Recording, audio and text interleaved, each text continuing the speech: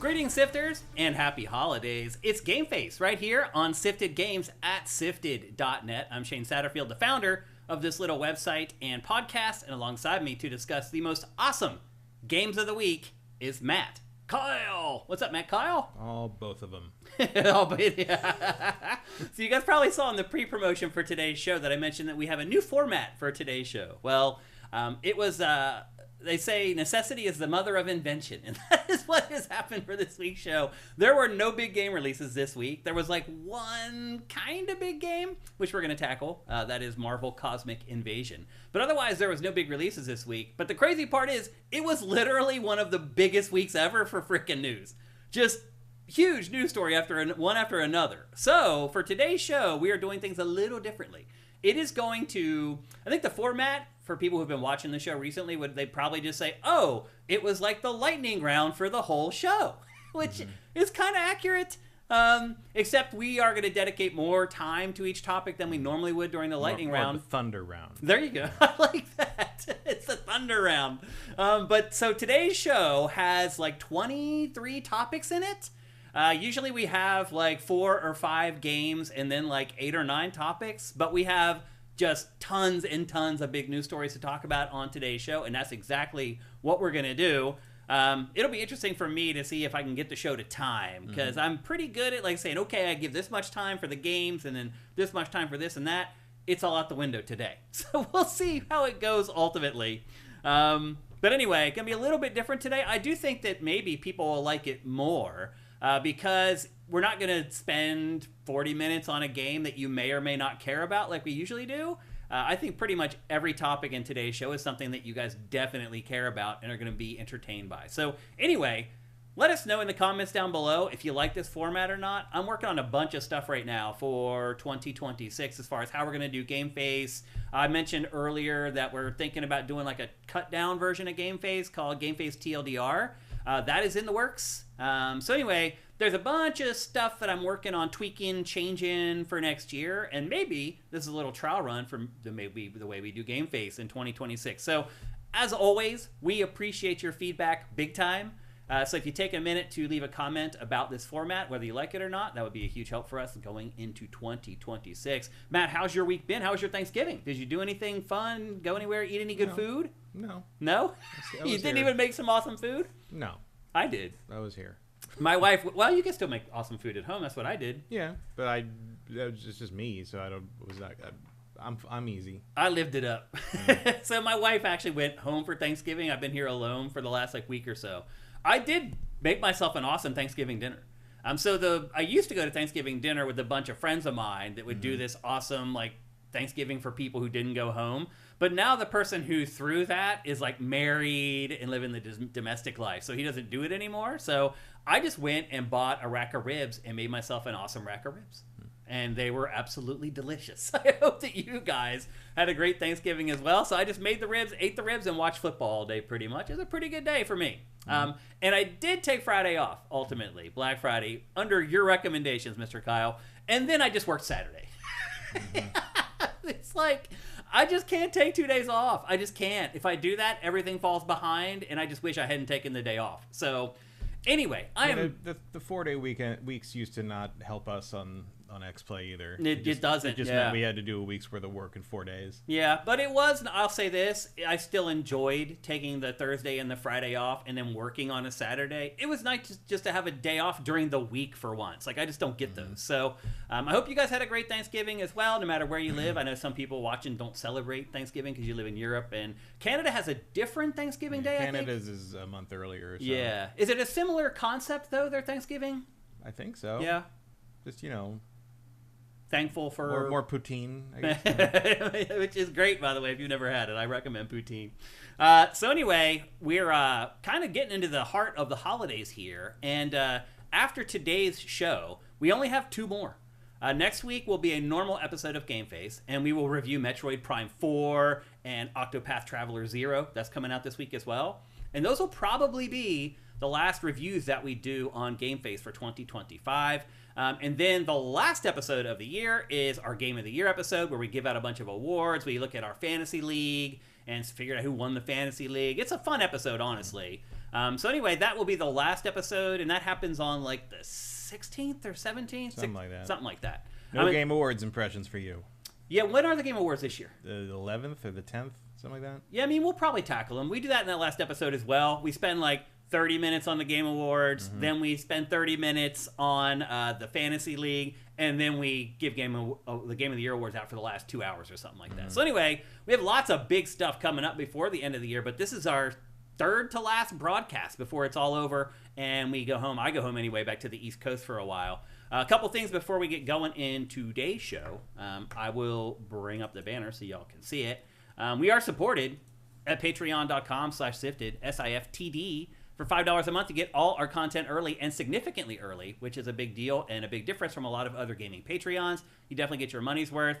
And also, if you can't afford to help us out there, that would be sweet if you could. But if you can't, just help us out with Twitch Prime. If you're watching on YouTube, go down below. There's step-by-step instructions on how to do that. If you haven't re-upped Twitch Prime for a while, and you know that already, that takes just a couple seconds. Just go to twitch.tv/SIFTDGames and click that drop-down. If you haven't done that for a while, now would be a great time. It is the holidays, just like everybody else. We need more money around this time of year. I'm getting ready to go home. My rental car, oh my God, Matt, my rental car, just to be on the East Coast for 8 days, is $650. Yeah, rental cars are crazy now. It is insane. It's more than my flight to get a rental car.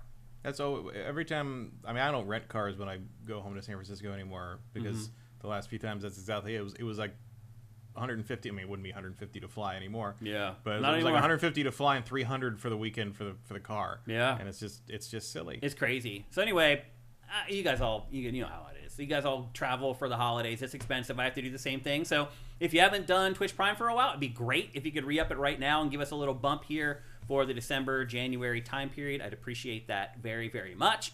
And if you're just somebody who doesn't want to get mixed up in subscription services, and there's so dang many, I mean, now there's apps to tell you to like quit your subscription services. A lot of people are on a lot of them, and they're kind of trying to pull back a little bit. I understand that. But if you still want to support us financially without getting involved in something like that, just go to donate.sifted.net. And you can punch in whatever amount you want there. It takes every credit card and PayPal in over 100 different countries. If you just want to pay us for the whole year of content at once, that's the way to do it. Head to donate.sifted.net. That's SIFTD. And again, you can punch in any amount you want. $1, $1 million, whatever you want. And we'd appreciate it very much. I usually... Yeah, $1 billion.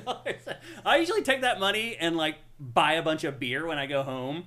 For the holidays. I'll get like 2 cases at least when I first get there, and I'll put them at 2 of my best friends' houses and just put them in the fridge there and leave them there for like the whole like holiday season. That way when I go over there, I can just grab a beer out of their fridge and drink it. And I actually go to the beer distributor and take pictures of the beer that I'm buying. So if you give us money donating beer to our cause, you will see that I actually spend that money on beer, and there will be pictures of it up on social media. We'd appreciate it very much. Again, that's donate.sifted.net.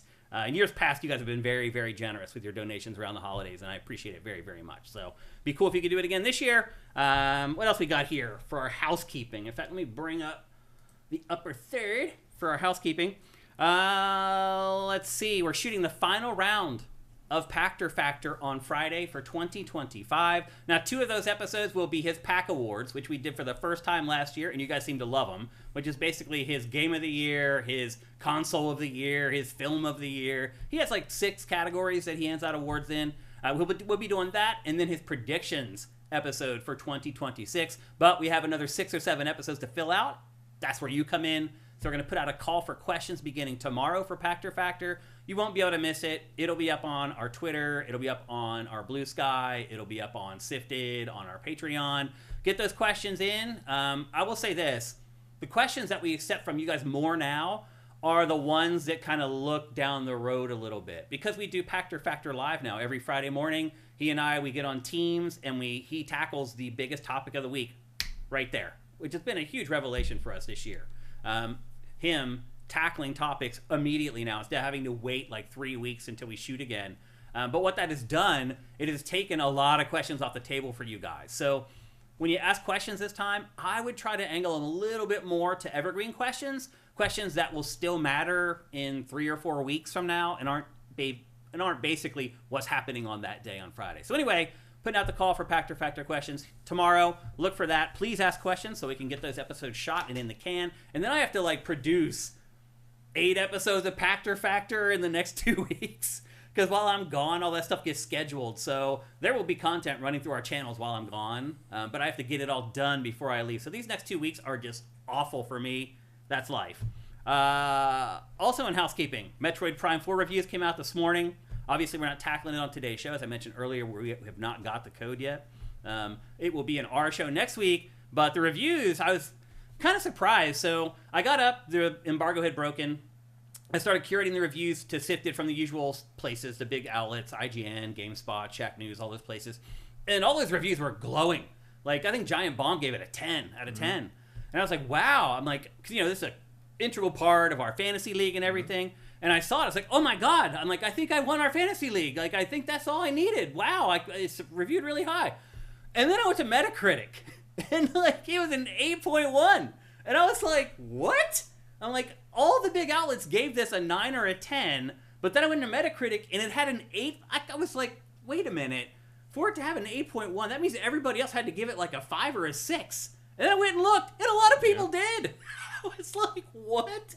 The review score disparity on this game is bonkers. Yeah, the big outlets gave it like huge scores. Yeah. And the non-big outlets were just like, what the hell is this? Yeah. Like every European... Nobody gave it a negative review. But there's a lot. There was 4. I saw a 4 out of 10. There are no negative reviews on the Metacritic. Really? Now. That have been registered there? Yeah, there's 66 reviews. I just looked. There's 66, and a lot of them are mixed, but none of them are in the red. What is in the red? What is that? What's the cutoff for that? I think it's below 4. Is it 4? I thought I saw a 4 out of 10 from Maybe some it's little... below 5. I mean, there were no red ones. Okay. Because there's a little thing up at the top. You can click a tab that gives you all the positive, all the mixed, all the negative. There were no negative. Yeah. So all I've got to say at the end of all that is that I'm really excited to play it now, because I'm like, what the hell? Like, if there's this huge disparity, people are like, it's as good as the first Metroid Prime. You have these other people saying it's... that's not true. I mean, I don't until I play it. I'll bet you the whole fantasy league that it's not as good as Metroid Prime 1. I keep my mind open. Like, I just go in assuming, I don't know. It could be terrible. It could be great. I'm willing to be surprised, but like, if it's as good as Metroid Prime 1, you wouldn't have all those other 60s on there. I don't know if that's true. I think it is true, because I don't think that many people could misinterpret a great game that hard. I've seen it before. When? I mean, great games that people give bad reviews for. Yeah, I'm saying which game? I mean, every great game has which people game? God of War Ragnarok. I saw 4s and 3s for that. Like, is that an 81? I don't know where it ended up, actually. That's a good question. I don't know. I don't know. But to me, it's a great game. That's what I'm saying. To me, it's a great game. I've seen lots of games that I think are great get bad scores. And I'm sure you have too. I'm sure there's games that you really love. Yeah, but that's not. I'm talking about Metroid Prime is one of the most agreed upon greatest games of all time. It's like you didn't have a lot of outliers on Ocarina. Well, here's the way I look at it, though, is that game is like 20-some years old. And if this game is as good as that game, that's cool. But is that really something to be proud of? I mean, a game that's 2 decades old? In the Metroid, you did it! In the Metroid series, yes. I guess it is, actually. That may be true. So anyway... That would make it the best Metroid game that wasn't a remake since Metroid Prime. Yeah. So, yeah. I mean, I saw that language being bandied about by some of the critics that reviewed Prime 4. Yeah, but people say that about everything. You should see the people, what they're saying about Avatar 3 coming down of the I actually did see influencer screen. I was like, oh my, and even people I know are like, oh, see, James Cameron doesn't miss. I'm like, these are the people that were invited because they're fans. And even a couple of them are like, well, it's the same thing again, but it sure is pretty. and that's all it needs to be. He's really good at making trailers. Like, I noticed, like, the last movie, I haven't even watched it still. I still haven't watched it because the trailers, everything, and you didn't care, and I was like, nobody cares, so I didn't watch it. The trailers for this new one, it's really good. Like, the moments that it just shows, like, we've got to do this together. Like, it's just these cuts of these things that they say that you're like, that tug at your heart, like, over and over again. They're going to tear down the village. I have no idea what you're talking about. I watched those trailers are the most empty, vapid things I've ever seen. I mean, like, there's probably 10 different ones. No, but the one they showed 3. during the NFL football, I thought they were freaking great. Like, I could see where somebody watching that is like, oh my God, oh my God, oh my God. It's dialogue from a Captain Planet episode. It's going to get people to the theaters. You watch. I mean, the first two... I can just see it, watching a kid, an 8-year-old sitting there watching that, being like, oh my God, it's all on the line. That's not why people see Avatar. They see it because it's a theme park ride, because it's gorgeous. I think the kids get totally into it, man. They don't, because you can tell because the merch doesn't sell. I've never seen Avatar merch. Exactly. Ever. I've never even at the holidays. I don't even see it for sale. They do figures around and stuff around the time of the movie releases. Like there's like, and most of them are role play toys because that sells better than action figures to kids now. So you get little Banshee things and little Avatar bow and arrow Nerf thing. Not Nerf, but like that kind of stuff. Yeah. But like Avatar is not something that has merchandise. Yeah, it really does. Time, like Jurassic Park or Star Wars, like those things have merch out there. Every Marvel, but like because they come and go. Like people, that's the thing is like you didn't see Avatar 2 in the theater, so you should probably just not bother to see Avatar 2. Like if you don't see these things in the theater in IMAX 3D, high frame rate, whole thing, like there's why. Yeah, I mean part of it is a spectacle for sure. But that is what it. I mean that's why they make $2 billion and then no one fucking talks about them again. Yeah, because they have no impact. On like a narratively emotional level, it's all like they transport you there. It's like, I mean, Titanic does that to some degree too. If you're not into the romance story, I mean, it's the same guy. The cool thing about Titanic is that it puts you on that boat. Yeah, like, and so even if you don't care about the Jack and Rose story, which the historical stuff part of it, the historical element of it is really compelling. So like that, I mean, he's very good at that. He's always very good at that. Because he's also into that stuff too. Like, he's a big part of like the people who investigated that sub that went down and everybody died. Like he's also, I mean, he's part of that community since I mean, that's so for 30 years now he's been doing that, and like he's very smart. Like that's if you look at the interviews with him after the Ocean Gate thing, he is very, very aware of how dangerous what he does is. Oh yeah, of course. He is and you can tell he's super sharp. Yeah. And he did all the dangerous shit when he was young enough to still do it. And now he's just like, now I'm just going to tell you you're crazy. Like, I just thought the trailer did a good job of making that movie seem like it was high stakes. That it seemed like everything's coming down to this. I mean, that is what it is. I thought the trailer did a good job of selling that. I was like, oh, wow, there's big stuff happening. I agree the trailer is trying to sell that. Yeah. I've just seen 2 of them already, and I know it's going to be the same fucking movie again. Fair enough. Especially because this is like he split it was supposed to be a 1 movie and they split it into 2 and 3. Right. That's why you haven't seen 2, but at the end there's a scene where they're going to get away from the bad guy near the end because basically originally I think that was supposed to be the end of Act 2 of the movie. Right. And instead of running away and then coming back for the final confrontation, Jake, the main character, just looks at the bad guy and goes, let's do this, and they just fight for like 20 minutes. That's the end of it because they needed a big finale, right? I mean, it works. It's fine, but it's if you know the backstory, it's very funny that it's like, well, how do we give this a big fight again? Well, he just like stays and fights it. Like that's like not everything needs a rewrite. Sometimes you just need to put something in. That's true. All right, let's check in with you guys and see how y'all are doing. What's up with our YouTube? Where the hell is everybody on YouTube? Well, at least JFJR knows that we're the best damn gaming podcast anywhere. Seriously, where is our YouTube crew? It's so crazy how when we first launched on YouTube, it was a big deal. Everyone's in there. Super chat. Now, look at it. Like, should we even do it now for 2026? Like, why not? It doesn't cost you anything. I guess. It's kind of embarrassing. Don't you think? YouTube chat doesn't really chatter much unless it's like one of the big things where people are just spamming racist shit all the time. Like, if it's a big live stream, it's going to be people screaming about Silksong. But, like, YouTube is not as... They're not as engaged for some reason. Yeah, I don't know why it is. There's 50 people watching. DeFloyd says, I never get notifications. I wonder why that is. YouTube is just, like, generally spotty on that. I don't get notifications about stuff I've been subscribed to and a Patreon member of forever. Yeah. Sometimes I get it, sometimes I don't. To be fair, we are here every Tuesday at the same exact time to the minute. So... I hear you. You don't get notifications. That's very helpful. But we also message it on, like, 8 different social media platforms. Like, what I'm getting at is, like, I don't think that that's the problem.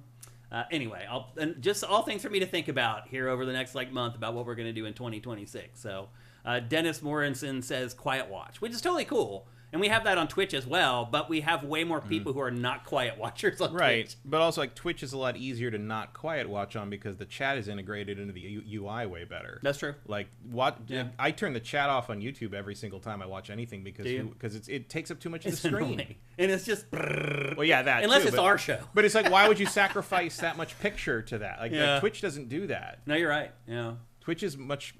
smarter about it, frankly. Every time YouTube does a UI change, it's just like, what are you doing? I agree. Over there? Yeah, we talked about the player last week or whatever. Like, it's like someone has like a periodic deadline of like, okay, we got to change something for no reason, or you're not doing your job. Everyone just looks. It's like the UI team is just like, look busy. Yeah. Like move a button over there, so no one knows where it is for 2 weeks. Then move it back. Yeah, it's dumb. What are you doing? Yeah, I know. Cinetyke went over to YouTube to make us feel better. Thank you, Cinetyke. He'll come back to Twitch, though, in a minute, I'm sure.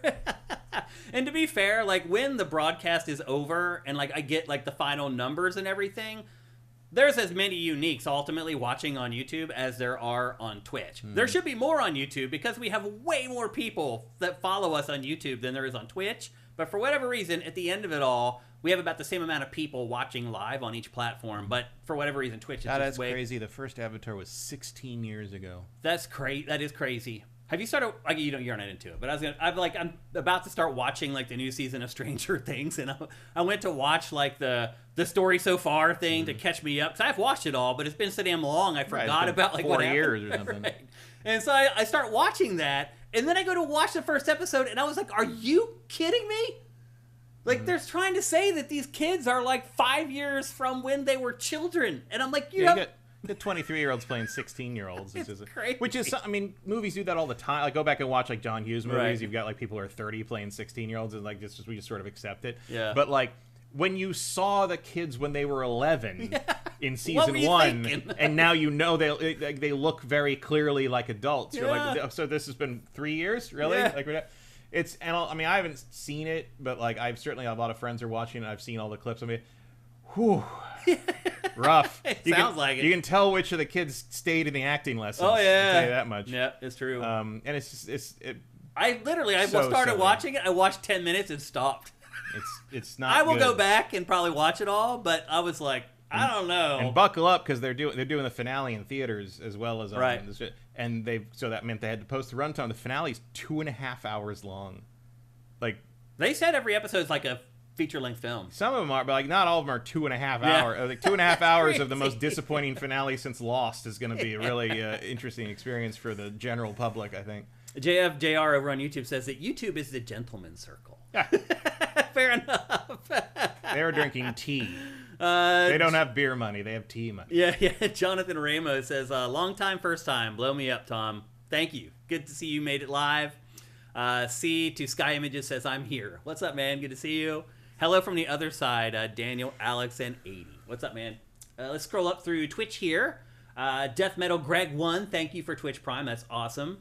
FryX100 says Steve on Stranger Things is 33 years old. And what was the other guy, the Jonathan guy? Somebody on Twitter said he looked like I've never seen Stranger Things. I don't follow the show, but I think it's very funny that one of the kids looks like a middle-aged Japanese salesman, like a car salesman. It's just like he does look like it's very funny.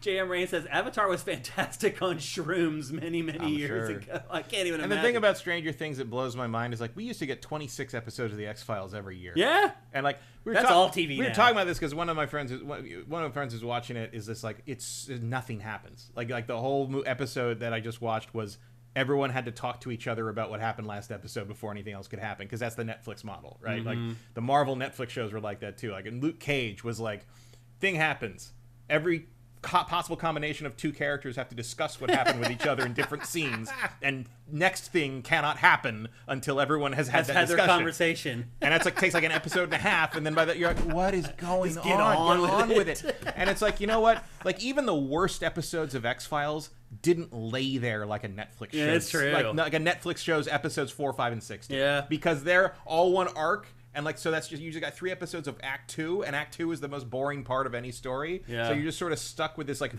falling action that is not. And Netflix won't let them make self-contained episode stories that also further the larger story, but are a satisfying story in their own right, like a Star Trek, Deep Space Nine or something would do, because they want you to be pulled into the next episode to binge it. So in the end, like you can't have anything interesting happen till the last 5 minutes of the episode because that's what's going to get people to watch the next episode. It's like, oh, what just happened? I got to see what. And then like nothing happened. Yeah. And we're gonna get to what you're gonna like. The next episode is just like a flashback to 4 hours before the thing that happened at the end of the last episode to catch up to the thing that happened to the last episode again at the end of the next episode, and then you just see it from a different angle. Yeah. And you're like, oh, well, that changes everything. I also feel like Netflix... This is why I don't watch fucking streaming TV shows anymore. Yeah. I just can't fucking... they're unwatchable dreck most of the time, just from a pacing and sort of structure. But not for any fault of the writers or the producers, but because streaming services demand this format, and that is boring. It's a terrible way to tell a fucking story. I also feel like Netflix caters to fans too much. Like, it has to like pay off everything the fans are talking about, and sometimes I think it makes the shows worse. Sometimes that happens, and then they cater to the fans until they cancel the series after 3 seasons on a cliffhanger. And then they can't figure out why the fans are pissed off. And then they just can't, like, the K-pop Demon Hunter sequel is coming out in 2029? Are you fucking crazy? You think people even remember Everyone who loves that show is going to be in college by then. Like, you're going to lose the whole generation. Like, you should have 3 of those fucking things out by the end of next year. Agreed. What are you doing? Yeah. I can't believe how slow they move. Yep. It's ridiculous. Quister says it's hard for some people to watch live in the middle of the workday. I mean, dude, we've been doing this for 10 years. Like, yeah. That's why I'll have our audiences in Europe. Yeah, it is. I mean, that's why we do the show at 1 p.m. so people in Europe can watch. We get it. Like, that we can't do it primetime here. Yeah, I mean, everybody would be asleep if we try to do it at primetime here.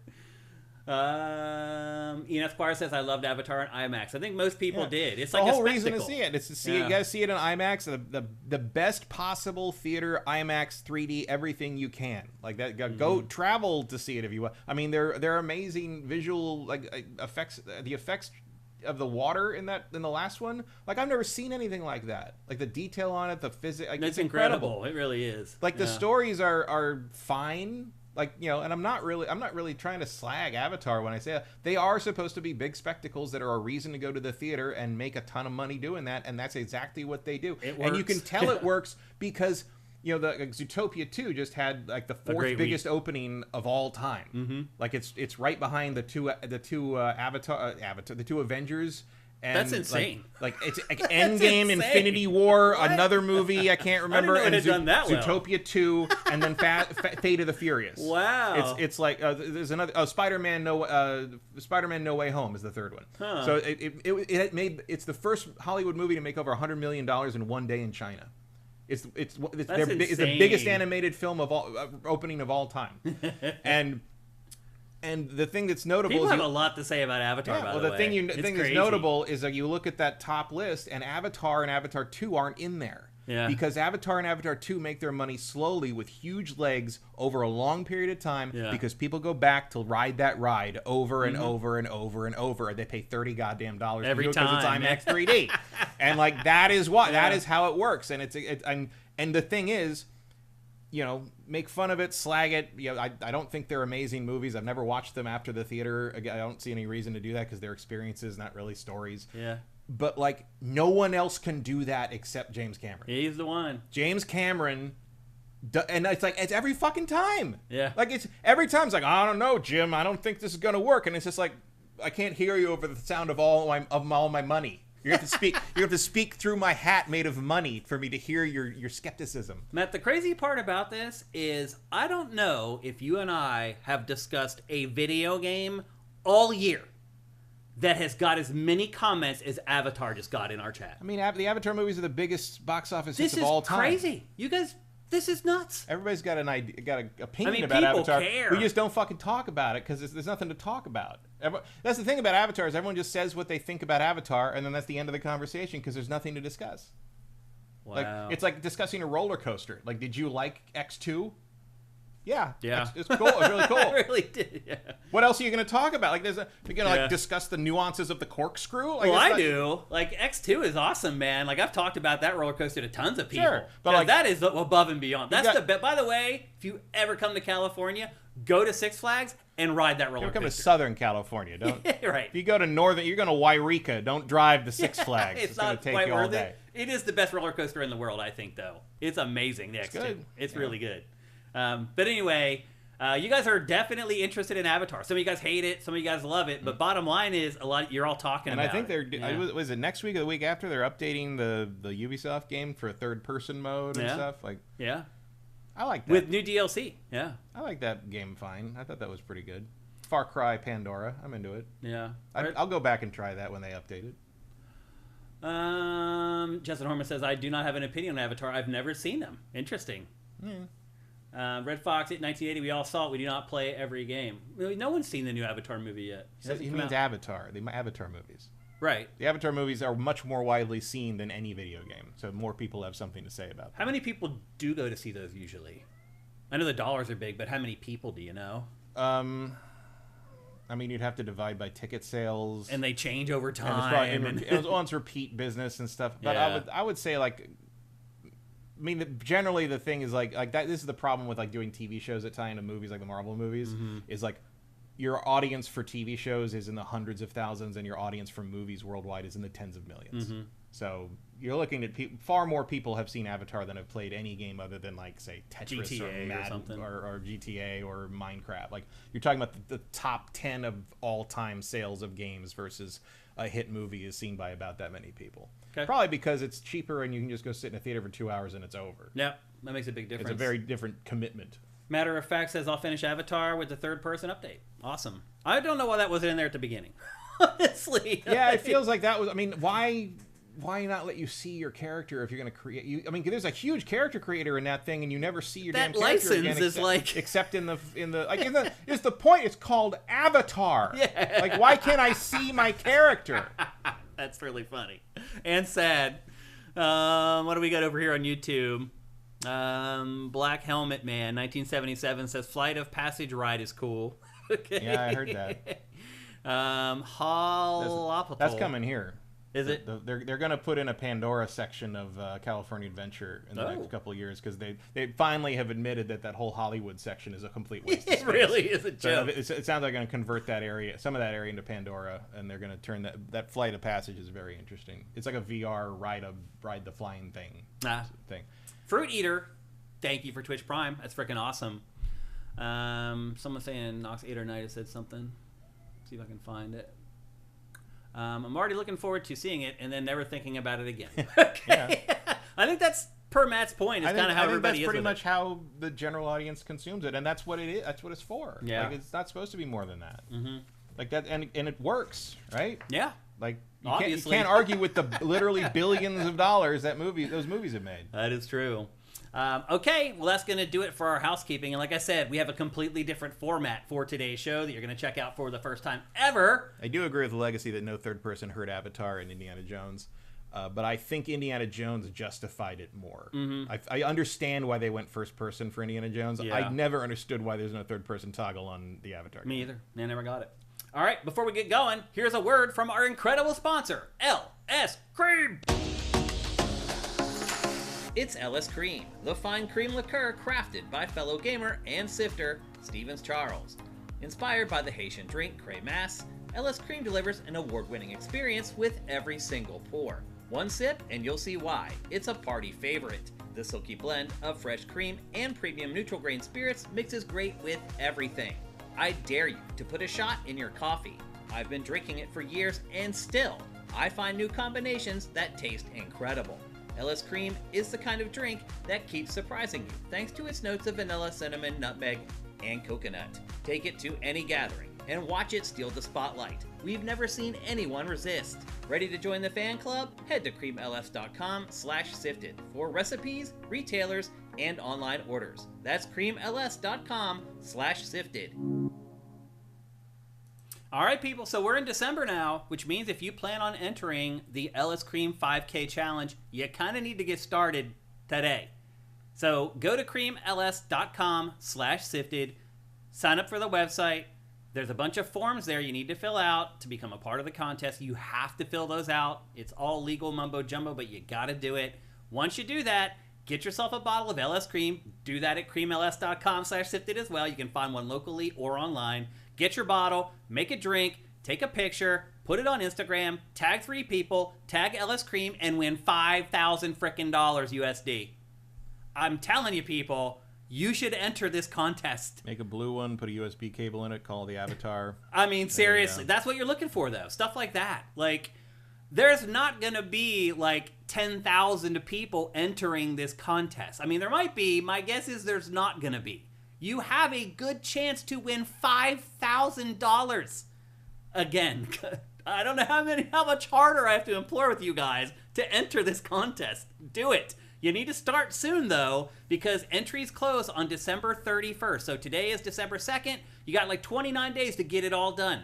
To go to the site, sign up, order the bottle, get the bottle or go pick up the bottle, start working on your drink, figure out your drink, make a good drink, take a good picture of that drink that makes it look delicious, and then do the stuff on social media. It's going to take you a little while. You should start getting on it right now. Go to creamls.com/sifted. Everything you need is right there. Sign up for the site. Sign up for the contest. Good luck winning 5,000 USD.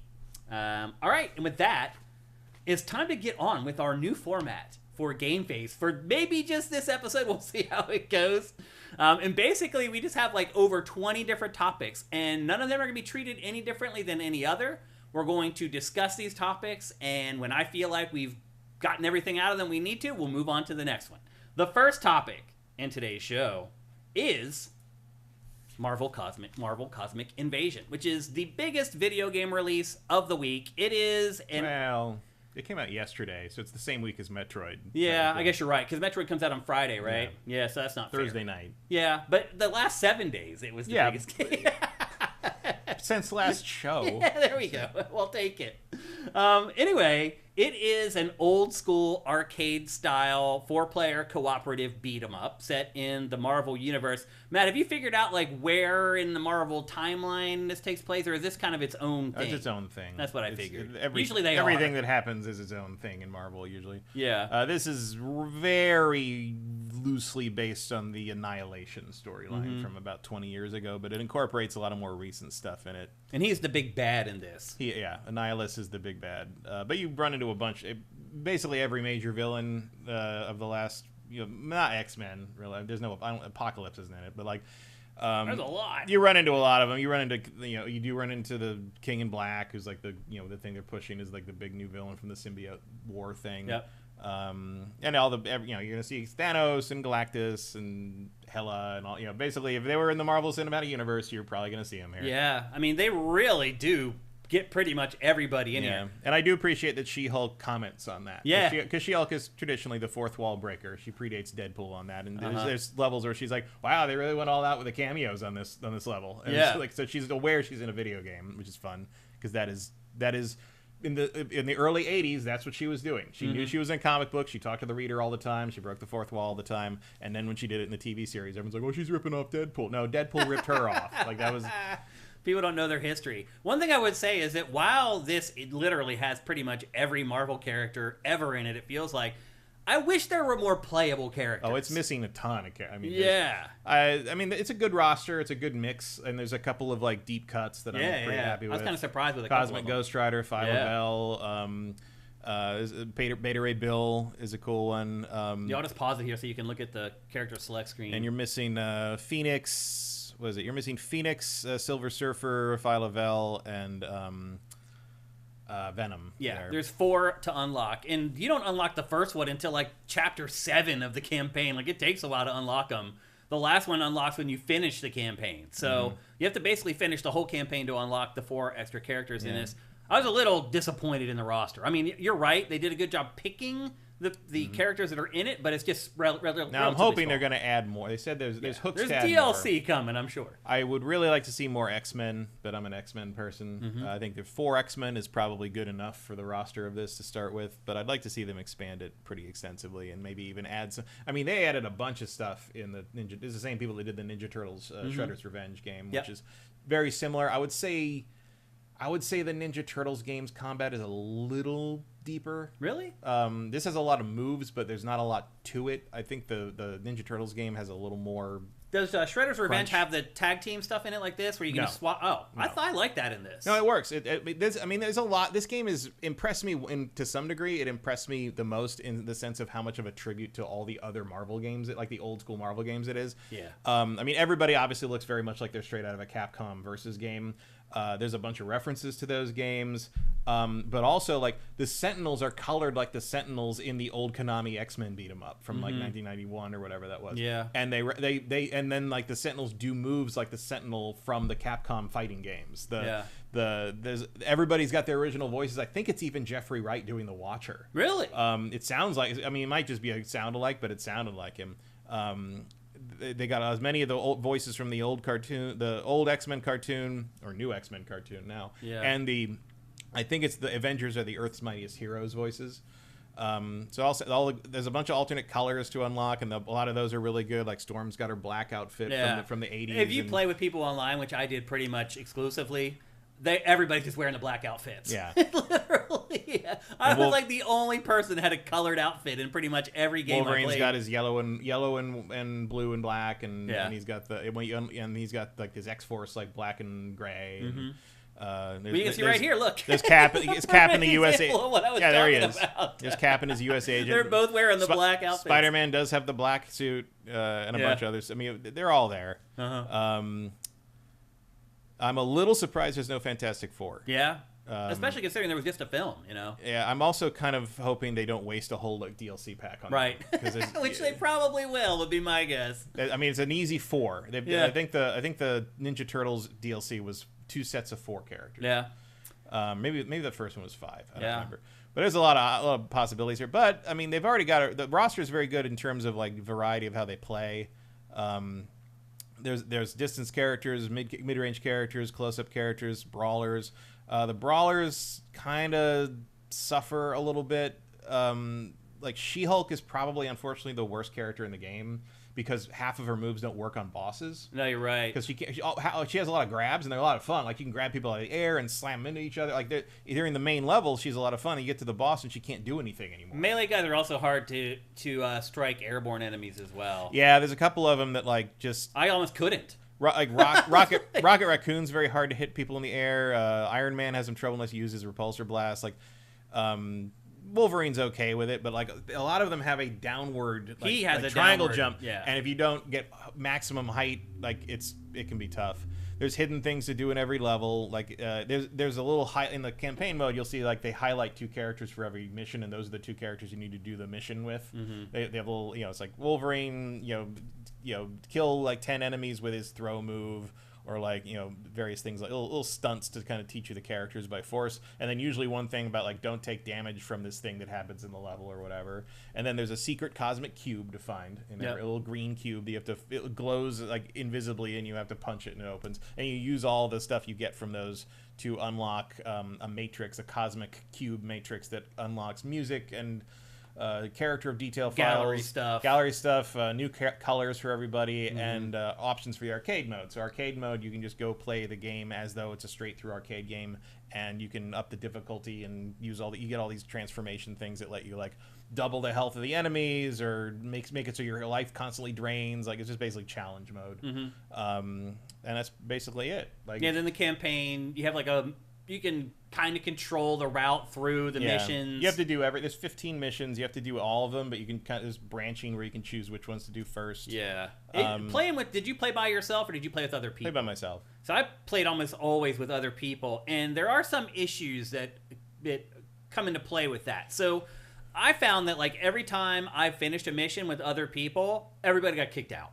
And I just had to go find somebody else to play with. I have seen there's a lot of connection problems with this game. Like the online is pretty janky. It works well once people are connected. Once you're in, but like it's very hard to keep connected to people after missions, and like if you want to play a whole thing with your friend, you're gonna have to keep rejoining for each it was kind of annoying, basically. And I don't know if it's a glitch or if it's just it is a glitch. Is it? It's not working properly. Okay, that is definitely not working properly. And that became annoying for me because I'm trying to make progress through the campaign ladder or whatever. And like the one cool thing I will say though is if you try to play with other people, the game will let you jump forward and play missions that you have no business playing yet. It's not that they're even that hard or anything. You just haven't got there yet. I also think the missions get worse as the game goes on. I thought the later levels were not as fun. I thought that the game itself just became unfun after a while. I mean, there's not a lot to it. Yeah. It's a beat 'em up. It is what it is. It's about as long as you can make one of these games without becoming tedious.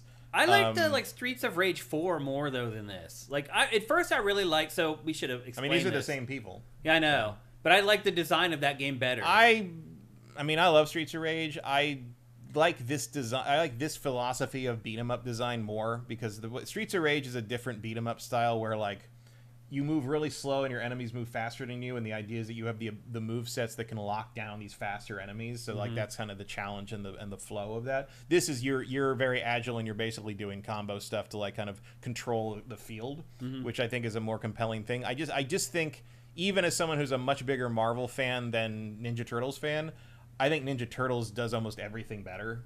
I think Shredder's Revenge is a better game than I didn't play much of Shredder's Revenge. Shredder's Revenge is really good. Shredder's Revenge is I mean, you can feel it being similar, but the character variety is probably better here, and the tag team helps a lot. But there's just more interesting stuff happening in the levels of the Ninja Turtles game.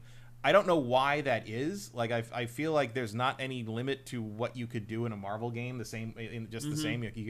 But maybe it's just because it's so chaotic. You've got 8 characters running around a 4-player game of this, and like it's just so. I mean, even look at this. Like, there's so much happening. I mean, this game gets like that too. Like, there's times where I was like, I don't even know what the hell's going on anymore. I'm talking about like this you just game. get lost. Like, this game is far more. This game is far more chaotic than the Ninja Turtles game. Yeah, I haven't played much of the Shredder's Revenge, but for this, I just would lose my character half the time. I have to stop moving and look for the character that isn't moving to find my character. And then one thing I like at first, I liked the tag team stuff. So you know how it works is you just squeeze a shoulder button and you swap in your other character. You choose 2 characters before you go in to play the game.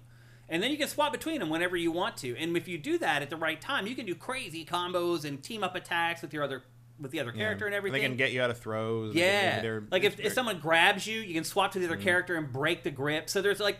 And it feels good, too. Like, I got into a flow eventually where I was fighting with 2 characters, like, at the same time, basically. Constantly flipping back and forth, like, doing combos and things like that. And I got really good at it. But still, the game, after a while, you're doing the same thing over and over again. Like, even with the team-up attacks, it seems like the repertoire of moves isn't all that big. And after, like, 10 missions, I felt like I was just doing the same damn thing over and over again, and I started losing interest. I mean, it's a beat 'em up. Again, like I've played beat 'em ups my whole life, and I usually don't get that bored of them that quickly. But with this one, I did for some reason. I'm not 1,000% sure. I don't know what to tell you. This is still one of the best beat 'em ups ever made. You think so? Oh yeah, for sure. I think this team because again, go back and play some of this old shit. They're garbage. They're they're just fun. I mean, I love Captain America. Played them. I love Captain America and the Avengers, the old Data East game.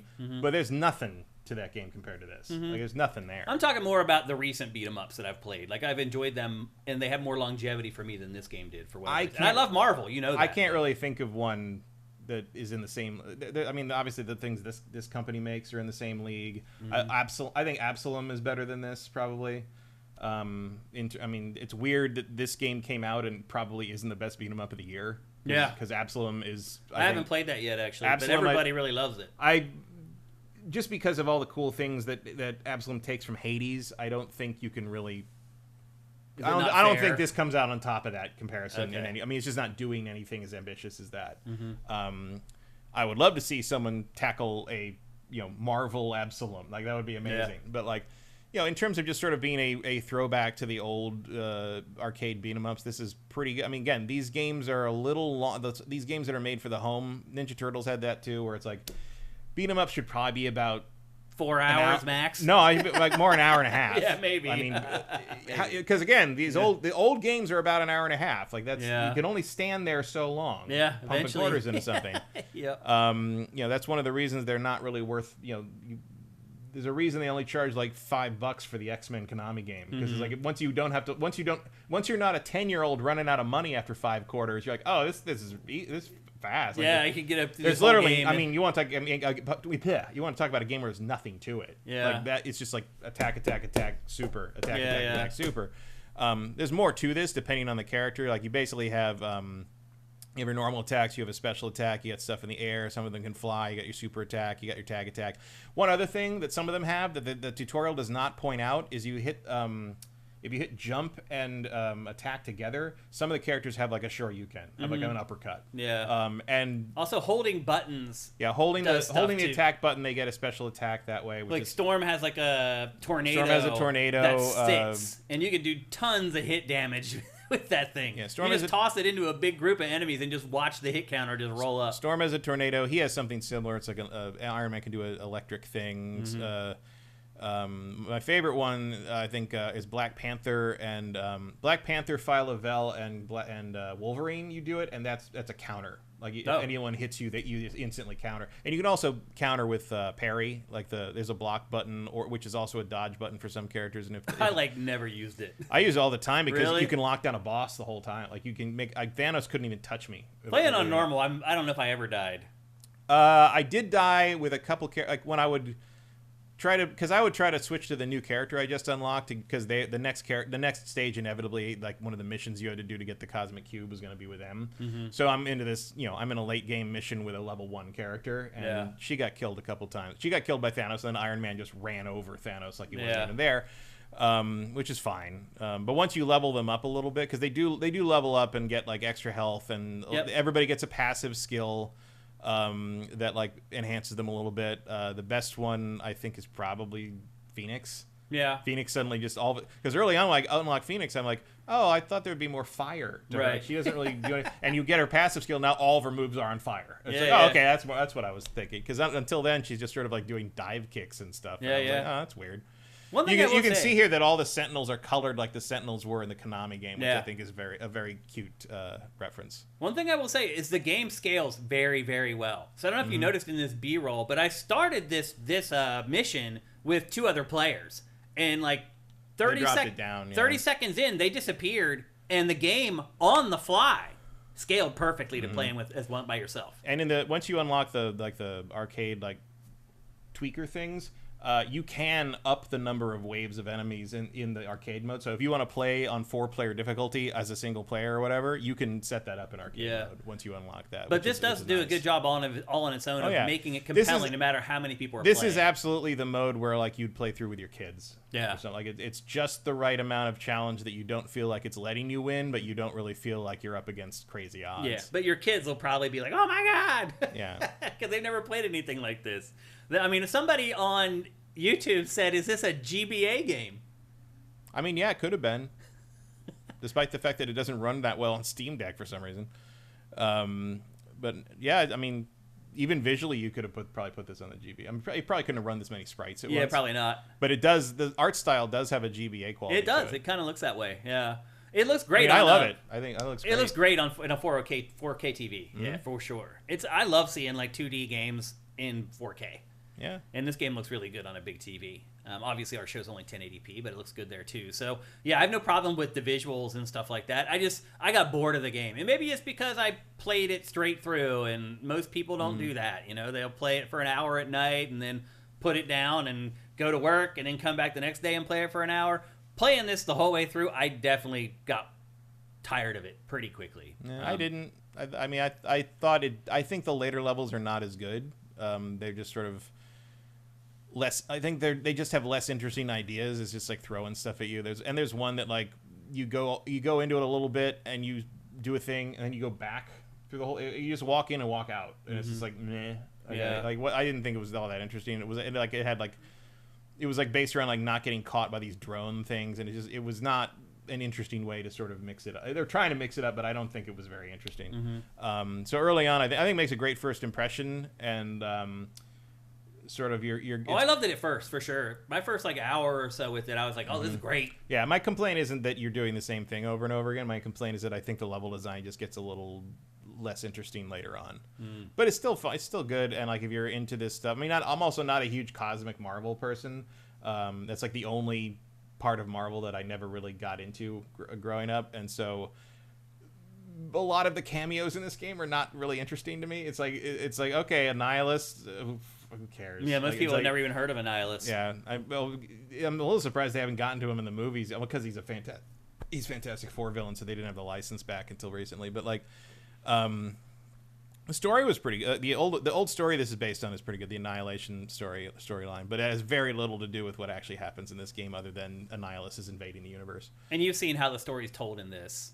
Yeah, old school cutscenes. Yeah, just stills with They text. are fully voiced. The voice acting's good. Yeah, it's pretty good. They do comment on a bunch of stuff. Everybody has opinions on the food they pick up from the ground. Even a couple of them are like, "Ooh, ground food, classic."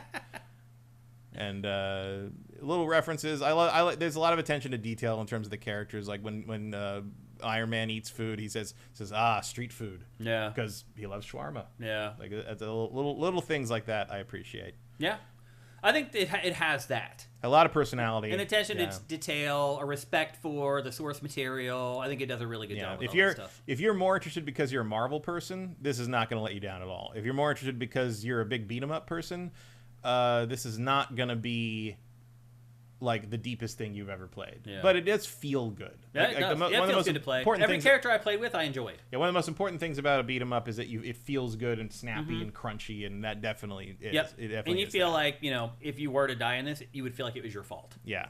Good luck with that happening, though. It's pretty hard to die in this. If you turn up the difficulty on arcade mode, it'll kill you. Yeah. It can definitely overwhelm you if you don't know what you're doing.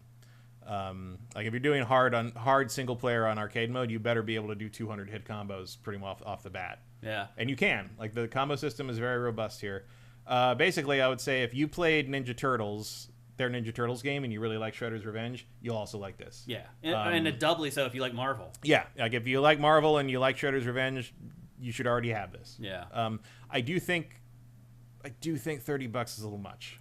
So I was going to ask you actually how much it costs, because I've been playing this on Game Pass. Mm-hmm. Also, I should add, by the way, that 2 days ago, I got my first $30 a month charge for Game Pass. Yeah, I didn't because I already canceled it. Did you cancel? Yeah. Oh, I switched to the PC version. It made me think really hard. Mm-hmm. I was like, man, so this morning we curated an article on SIFTD about the games that are coming to Game Pass for the rest of December. And usually I'd read the games and be like, okay, whatever. I read the games now, Matt. Because I'm like, okay, if you're going to charge me $30 a month, I'm going to keep an eye on this. What are you giving me? Yeah, like it matters now to me. I actually went through the list and was like, will I play that? Will I play that? Am I going to get $30 out of Game Pass this month? I don't know. So it's $30? Yeah, it's $29.99. That seems about right. I think it was like 26 something for launch, or maybe. I don't remember. That seems about right to me, though. But I think I could. I feel like 25 is more like it. I feel like that extra. I mean, I think 30 is okay. Nitpicky, but like 30, it depends how much. If you live in a household with people that are going to play this with you, it's probably more worth 30. Yeah, or if you're just willing to play online, because again, it works great as far as like connecting with people.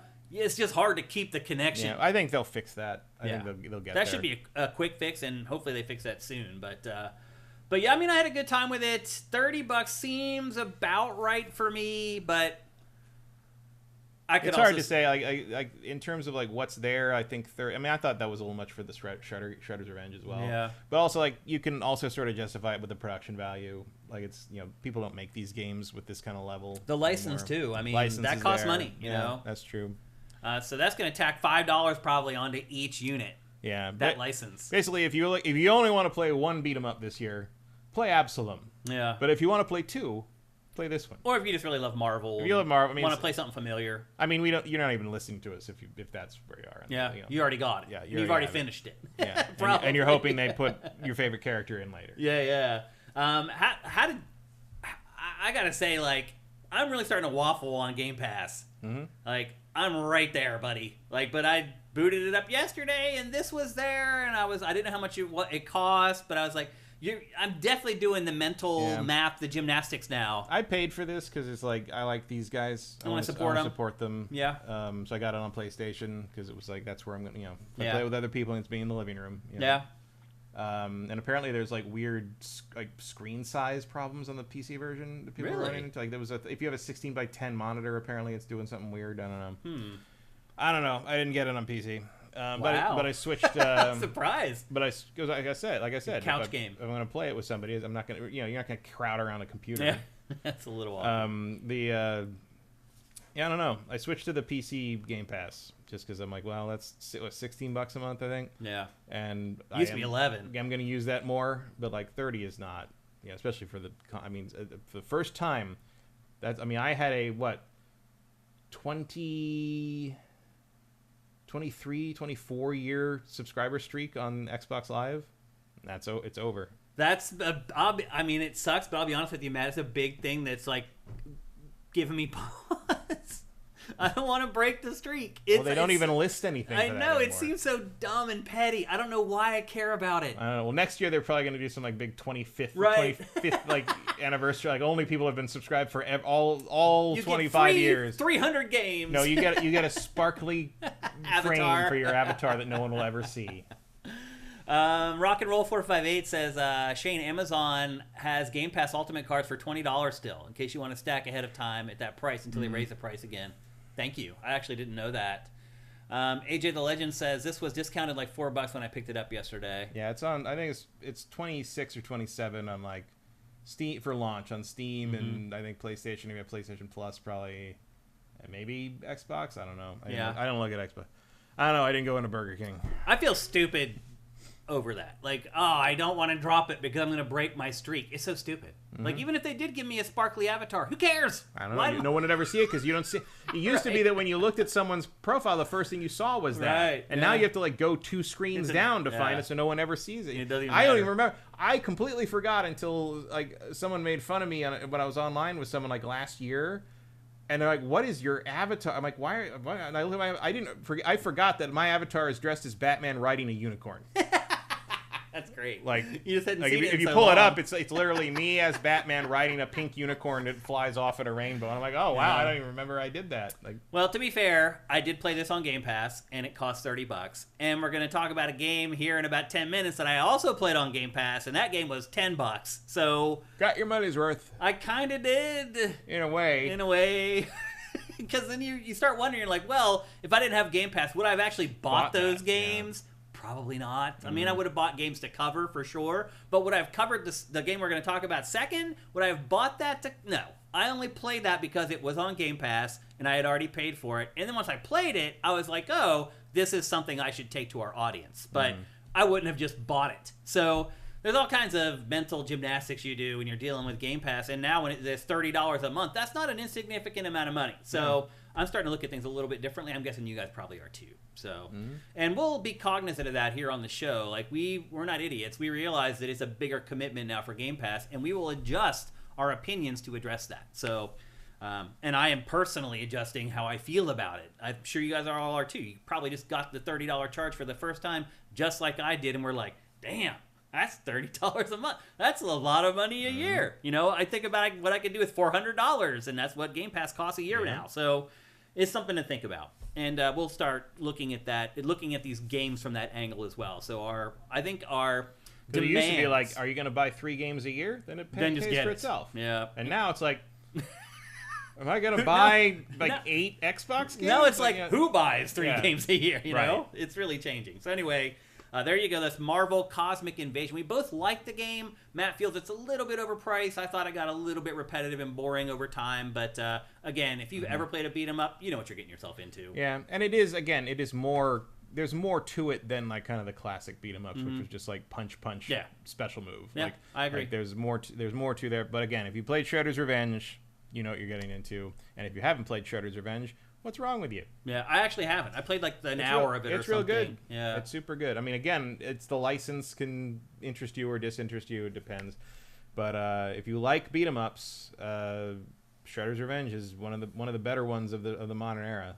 Black Helmet Man says that he's also seen $20 Game Pass cards available at other places. They do still take those for now. We'll see. We'll see how long that lasts. But you can put them all and stack them at once. So if you do it all at once, it's too late for them. They can't. It's too late. You've seen everything. So. Vincent does remind us of something important, which is that if you want to play online, have Xbox Live like you mentioned. Like that's rolled into these plans as well. But it's like $10 a month just to basically play online. Yeah, I decided that I'm not going to do that. Yeah, anymore. well on PC you don't need to anyway. No, you don't. Xbox Live doesn't matter. And I haven't played anything on Xbox Live, and I can't remember how long. So I mean, that's what I'm wondering too. Is like Xbox Live going to just go away with the new Xbox because the new Xbox is basically a PC. So how do you? It's like why does Xbox Live even matter? Legacy console still, but otherwise.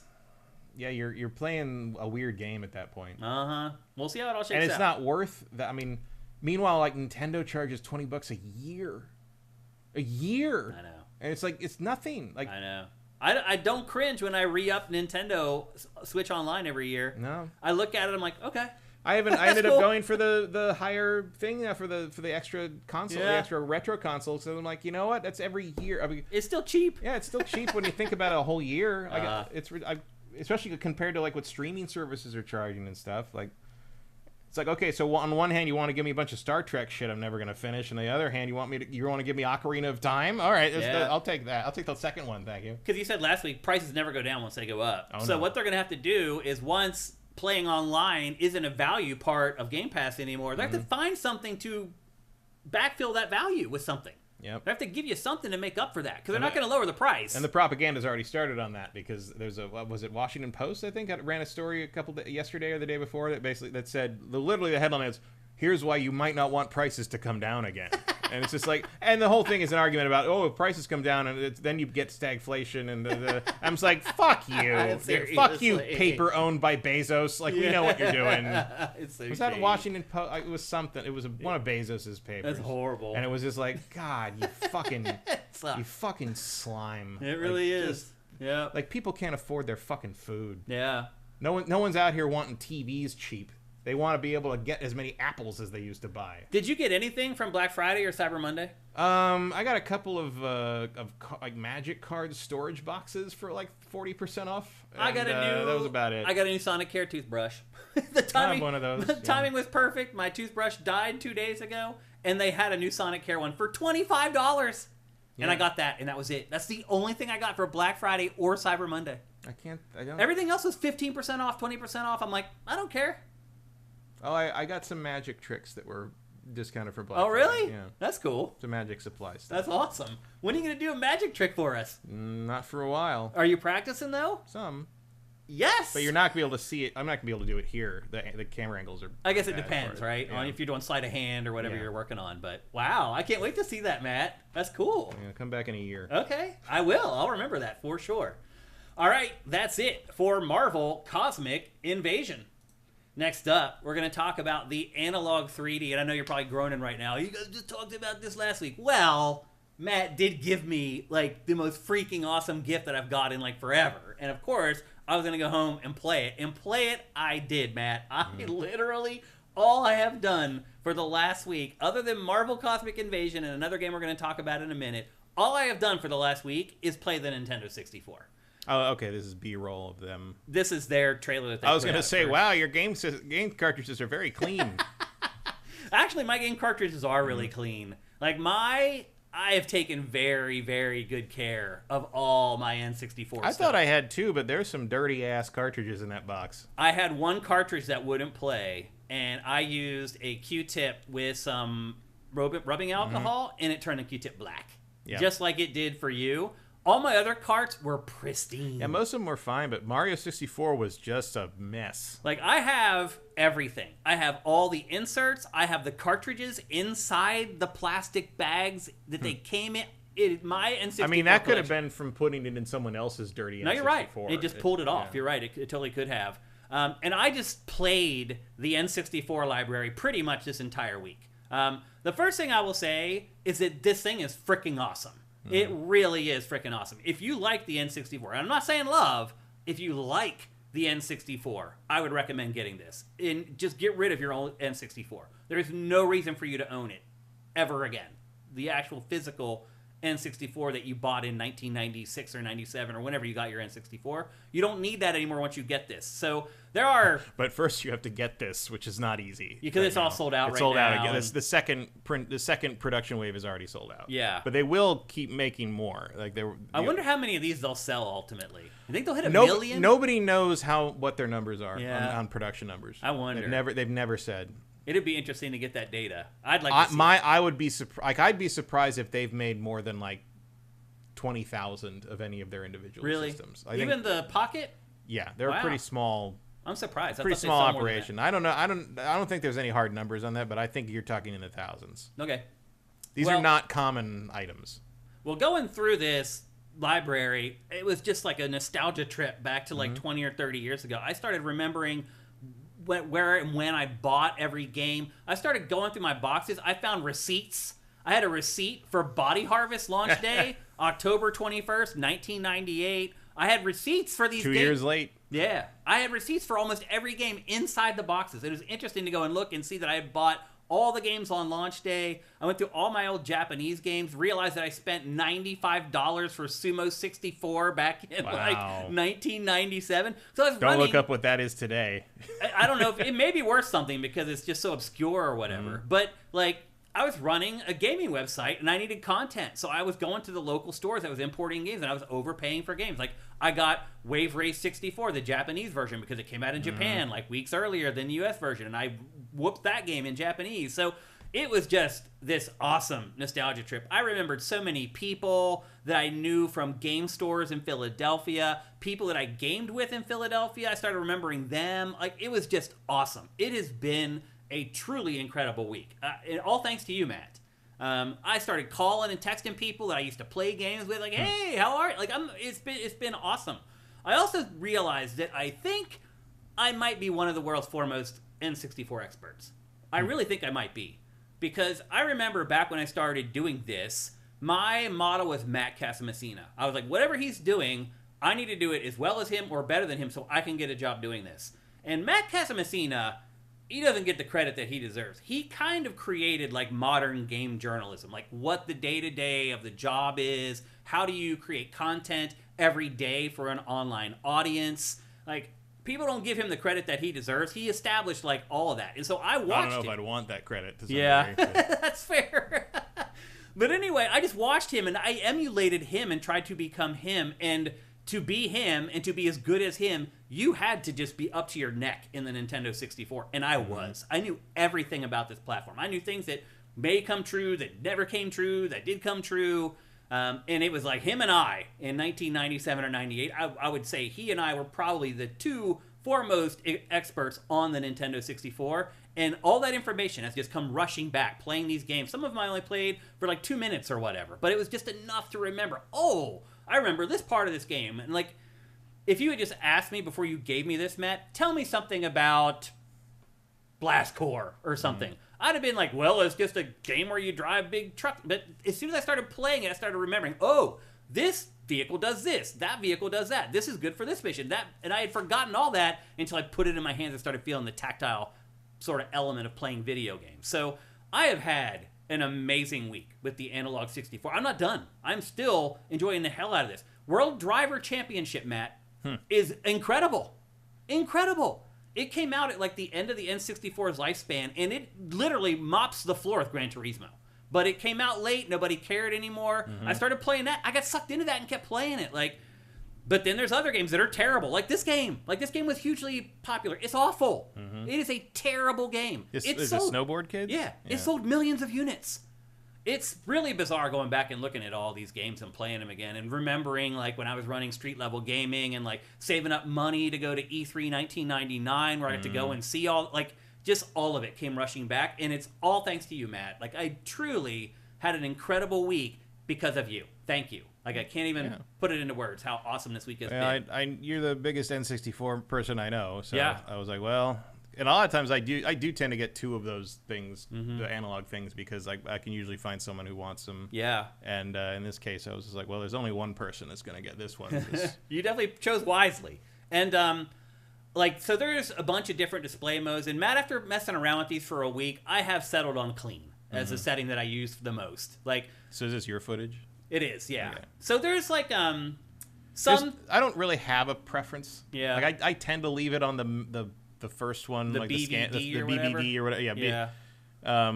Clean doesn't look. I feel like it. I wish clean displayed like 10% better, and I would probably use that. But I think as they update this, it's gonna get improved. Not every game looks the best in clean. No, there are some games where they look better in other display modes, but I found generally most games tend to look the best. A lot of the expansion pack games look best in clean. Yeah, I think.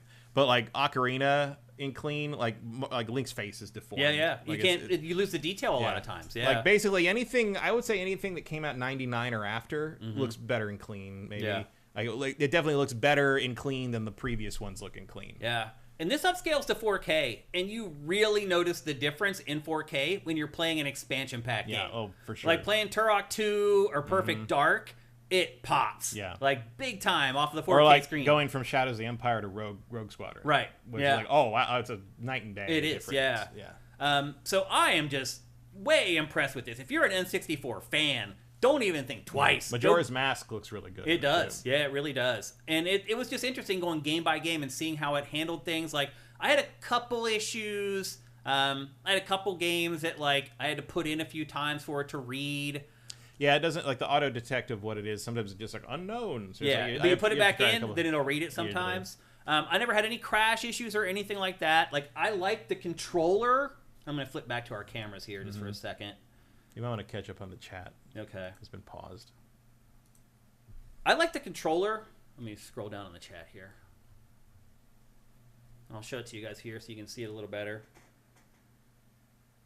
The one thing I would say they just put one out in the original colors. By the way. Did they? A gray with the yellow. Oh, C really? buttons and, yeah. One thing I will say, the analog stick on this is not as good as the. It's not as tall, so it doesn't map 1-to-1 exactly. I found there's a lot of jerky movements. I think it's like 80% there. Yeah, but it's not quite right. But the rumble feels great. It's powerful. Like on the N64, like after your batteries would, you play for like 2 hours, your batteries would start to die, and then slowly the rumble would just go away. It's consistent and strong at all times with this controller. The layout is the same. It took me a while to remember how there was like big A and B buttons, and there's like the C buttons that are real small. It is the B and A buttons are a little too far from the C. They are, buttons. Yeah. I have to like reach down. It feels like to hit them. Well, in Mario Kart, you notice it because you're trying to use the items while holding accelerate, and it's just like not. With quite. this, it feels natural to have your thumb on the C buttons instead of over on the A and B. But there's some games that use the C buttons like they are the 4 buttons on every other controller, so they work. Just going through, like I played Wild Choppers, which was the only N64 game that had you playing with the top of the controller, and so you weren't using like the analog stick, you were using it like a normal controller, and this works great for that. Just going through all those games, it was just an awesome trip through nostalgia, and I've just had a blast this week. Like, this thing is freaking awesome. You can plug in your own controllers into this, and there's little lights underneath each controller port. They light up if you plug in the OG controllers, and if you have this controller here synced to it, it lights up as well. You can plug 4 controllers across there just like the real N64. Here's the back of it. I don't know if you can see, but there's 2 USBs, there's an HDMI and a USB-C port. And the SD card. The SD card, yep. And the other thing I have not done yet is find like an old memory card. But I will say this. All my saves were there. Somebody on Blue Sky, I think it was maybe Ashes in the Hourglass, reached out to me and he said, actually, and I didn't know this, so maybe he's a better N64 expert than I am. He said that not all N64 games use batteries, they use EEPROM, which I did know, but I didn't know that EEPROM would hold data for 20-some years. Yeah, it's basically a flash drive. Yeah, I didn't realize that. So a lot of all my saves were there. Yeah. But I don't know which ones are which. He said there's like 10 games that actually use a battery, and Ocarina of Time is one of them. Yeah, Ocarina, I know there's people that have not had their saves. And my save's there. Everything's there. It was crazy. I've spent like 50 hours in Banjo-Kazooie. I sent you a picture of the save of Donkey Kong 64. I'd spent 60 hours in that. Like Jet Force Gemini, I think my save was like 32. It was just crazy just going back through all this stuff. It was just a total trip down I am memory definitely lane. missing a few of my games. Like I don't know where because I don't have Jet Force Gemini. I don't have Sin and Punishment. I did. I have the import of that, and that works too. I have the import. I know I have the import, but I don't know where. It's not in that shoebox. So a couple of them are missing, and I would certainly like my Jet Force Gemini save back because I'm not getting to the end of that game again. No. I tried to play that, and it's just I don't know how I did it. Well, the funny part is all my games are at the end of the games. Yeah. So I was at the end of Ocarina of Time. I'm like, I have no idea. I'm like near Ganon, and I'm like, how do I get? I had no idea. So I ran around for a little bit and checked it out. Like all my games are like that. I've already finished them at like 100%, and then I'm like, start a new game, or I would just fiddle around at the end of the save that I had or whatever. So, it's awesome. The Analogue 3D is all that in a bag of chips. It is really, really incredible. I would argue it's definitely worth the money because you buy an N64 on eBay now. I think they're like $110 or something like that. This is $250. Is that right? I mean, it's definitely worth the extra money to get this. So, as somebody who the N64 convinced me to do this, that is why I am doing this right now. I played. Well, actually, I didn't play. I saw Super Mario 64, and I was like, what? I'm like, video games look like that now? I'm like, oh, they're going to become gigantic. And then when I jumped into it, and I was right. And now we've kind of come full circle, and they're not growing anyway. It's pretty interesting. But anyway. Ember Dread, I don't see any reason it wouldn't be able to use the Wavebird. It does, yeah. It works with everything. You just plug the module receiver into the front, and it should work fine. It works the same. Yep, everything works the same. I still have the Wavebird I won at E3. Do you? Yeah. Wow. That's what I use. That's That's what I awesome. use forever. Yeah. So I haven't dug up my saves yet. Like, there are some games that are only memory cards, like Hybrid Heaven. Like, I don't have my save for that. I have to, like, my memory cards are in, like, a bin underneath the bed in the spare bedroom, and the bin's all the way in the corner of the room. So I have to take everything out from under the bed to get the one bin. I haven't done it yet. So, but the truth is like most of my games still had the saves there. I didn't need memory cards for most of them. Turok, I needed one for Turok 2. Yeah, Turok needs one. Turok 2 needs a lot of the Activision stuff needs them. Yeah, the Activision was cheap. Yeah. They didn't put EEPROM in. And I guess generally just about the software, it's probably 50-50 whether the stuff is still worth playing at this point. Yeah, it's a lot of it is, and again, like I said last week, if you have Rare Replay on Xbox, it annihilates like half the stuff that's worth playing on this, because the rare games on that are way better. Like, they're not interlaced weird, they look better, they run better. You can skip cutscenes in Banjo-Kazooie and Banjo-Tooie, which, for God's sake, the biggest godsend of that whole collection. Yeah. Jet Force Gemini has actually functional controls in that one. The modern controls work way better, although they don't work great. But again, there's a bunch of, like the Rogues. It is absolutely fucking insane to me that there's been no Rogue Squadron collection. I know, it's nuts. Like, you can get this on PC still on good old games. These games still hold up, by the way. Like, oh yeah, they hold up just fine. Well, Shadows of the Empire doesn't. This part of it does. That part, the Hoth battle does. Yep. The rest of it, nope, not so much. Yeah. The only other valuable thing about Shadows of the Empire is in the garbage levels you get to see what the underside of a Dianoga looks like. Yeah. That's the only good part of that. It's like I said, probably half the games aren't worth playing anymore. They're just so primitive and crude that they're just not worth it. But all Rare's games are, pretty much all Nintendo's games are, all Acclaim's games are. For whatever reason, Acclaim was like an all-star developer on the N64. All right, Acclaim, not Activision. Yeah. But they still didn't put battery saves in there. Tony Hawk's Pro Skater on the N64 is garbage. Yeah.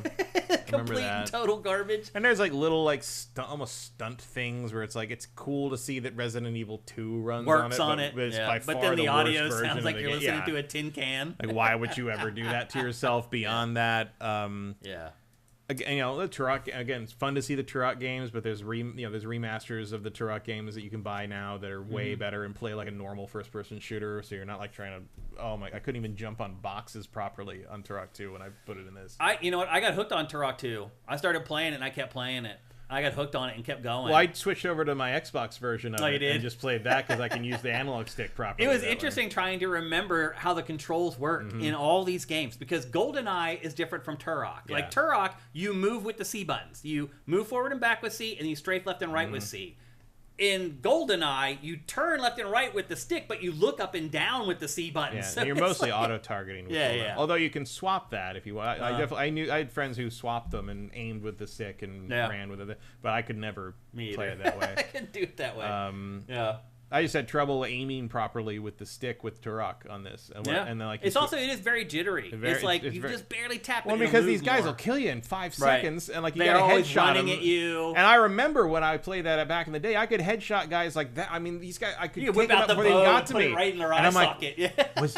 was I superhuman in my 20s, or did the stick just work better? You just wanted it. I guess that's what it was. Or maybe it's it was like running you've never slower. played anything that looked like that, and you're just like, I don't care what the obstacles are. I want to play this. How to do it. Yep. Yeah, that's how it is. It's like how getting through the angles in those Banjo games. Yeah. It's just like, I don't understand how I played this at this angle, and it's like, well, because we didn't know any better. What else were you gonna do? We didn't have any. Either you learned it or you stopped playing.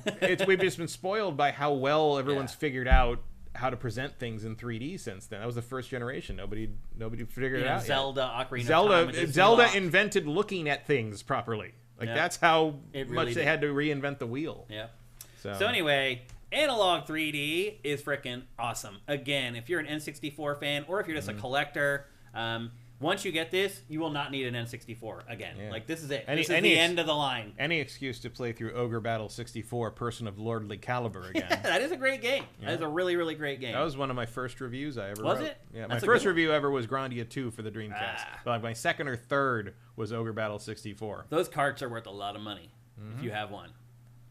I do somewhere. That's one of the other ones that's missing. I definitely have a box somewhere, either here or up in a storage in San Francisco, that like has the remaining N64 games in them. And I don't know where. I'd have to go through everything I own basically to find those. Well, let's quickly go to you guys and see if you have any questions. I'll answer them if you have them. But also, I was very amused to see because I have the import copy of Smash Brothers. I have All-Star Dirento Smash Brothers. Yeah. And for those who don't remember, the copy protection back then was that the cartridge slot and the cartridges were shaped different. So you had two options to put a Japanese cartridge in an American N64. You could either remove a couple of pieces in the system that blocked it from going in, or you could file down the edges of the cartridge, and that's what I did. I filed down the backs of the cartridge so it would fit in. I used a steak knife, and I would saw it the one way, then saw it the other way, and just pop them right off. And all my Japanese N64 carts have the tabs just cut off of them, and then my system stayed. And then there was someone I knew who didn't know that, or no, it was he had a Japanese one. He had a Japanese system, so to play American games, he literally filed the sides of the cartridges down. So like his cartridges all had like a V like an shape. angle. Yeah, because that's how they were wider than the thing. So like, he just filed down the edges and slammed it in that way. So all his cartridges were U.S. cartridges were like filed down to like weird V's. Wow, that's insane. Eric Carmena says I would like it just to replay the wrestling games. Yeah, I have a lot of the that shoebox has like 5 wrestling games that we played: WrestleMania 2000 and No Mercy and WCW NWO Revenge and like all the Ukes games were like the top of the line. Then and Acclaim had those all used data packs, too, memory packs too. And we would all go and you could design your wrestler in their intro, and we'd all design our intros, and like we'd make them as long and obnoxious as possible. And we had a rule that you couldn't skip anyone's intro. Yeah. And one time I remember we all came back for like WrestleMania. I think it was WrestleMania 2000 probably. We all came back for our big. Everyone bought it. We're like, okay, we got 2 days to make our intros and our characters. And we'll come back and have a big brawl with it. And everybody came in, and all 4 of us had used "I Am a Real American" and had the character walk into the pimp walk. Like it was all exactly the same intro with different colors. Great and minds think alike. Like, we all thought the same thing was funny. Very well. Very good, everyone. Khalid Talai says, missed the beginning of the analog 3D impressions. How do the visuals compare on LCD versus the old school CRT? Does it capture the nostalgia? I mean, it definitely captures the nostalgia. Yeah, it looks very good. As far as like, I mean, I didn't play. I mean, it doesn't look like a modern HD remaster or anything, but it's gonna look like it did equivalent on a 4K TV as best it can. Like, it looks about great. as good as it's gonna look. Yeah, it looks great on a 4K TV. If you're asking like if it holds up, like you can choose. There's how many filters are there? Like 5 or 6? 1, 2, 3, 4, 5 6 or 7, and then the clean one that's just nothing. There's a ton of filters, and they're gonna update the OS and add more and improve. I mean, they are actively working on new ways to do it and ways to make it like look cleaner and all that. It'll improve. They always keep the thing moving for at least a year or 2 after they put the thing out. And this is obviously a big deal in their first 3D system, so they're testing the and this is a stepping stone to the PlayStation 1, which is probably gonna be their next one. Yeah, and that'll be something too. So they're gonna really take this to the limit, I think. And they'll jailbreak that fucker in like a month or 2. Yeah, you can just load it up with everything. The filters. You want to play Crystal? You want to play Robotech Crystal Dreams? That leaked dump they did of the demo. Like you'll be able to get that. Yeah. I'm excited about that.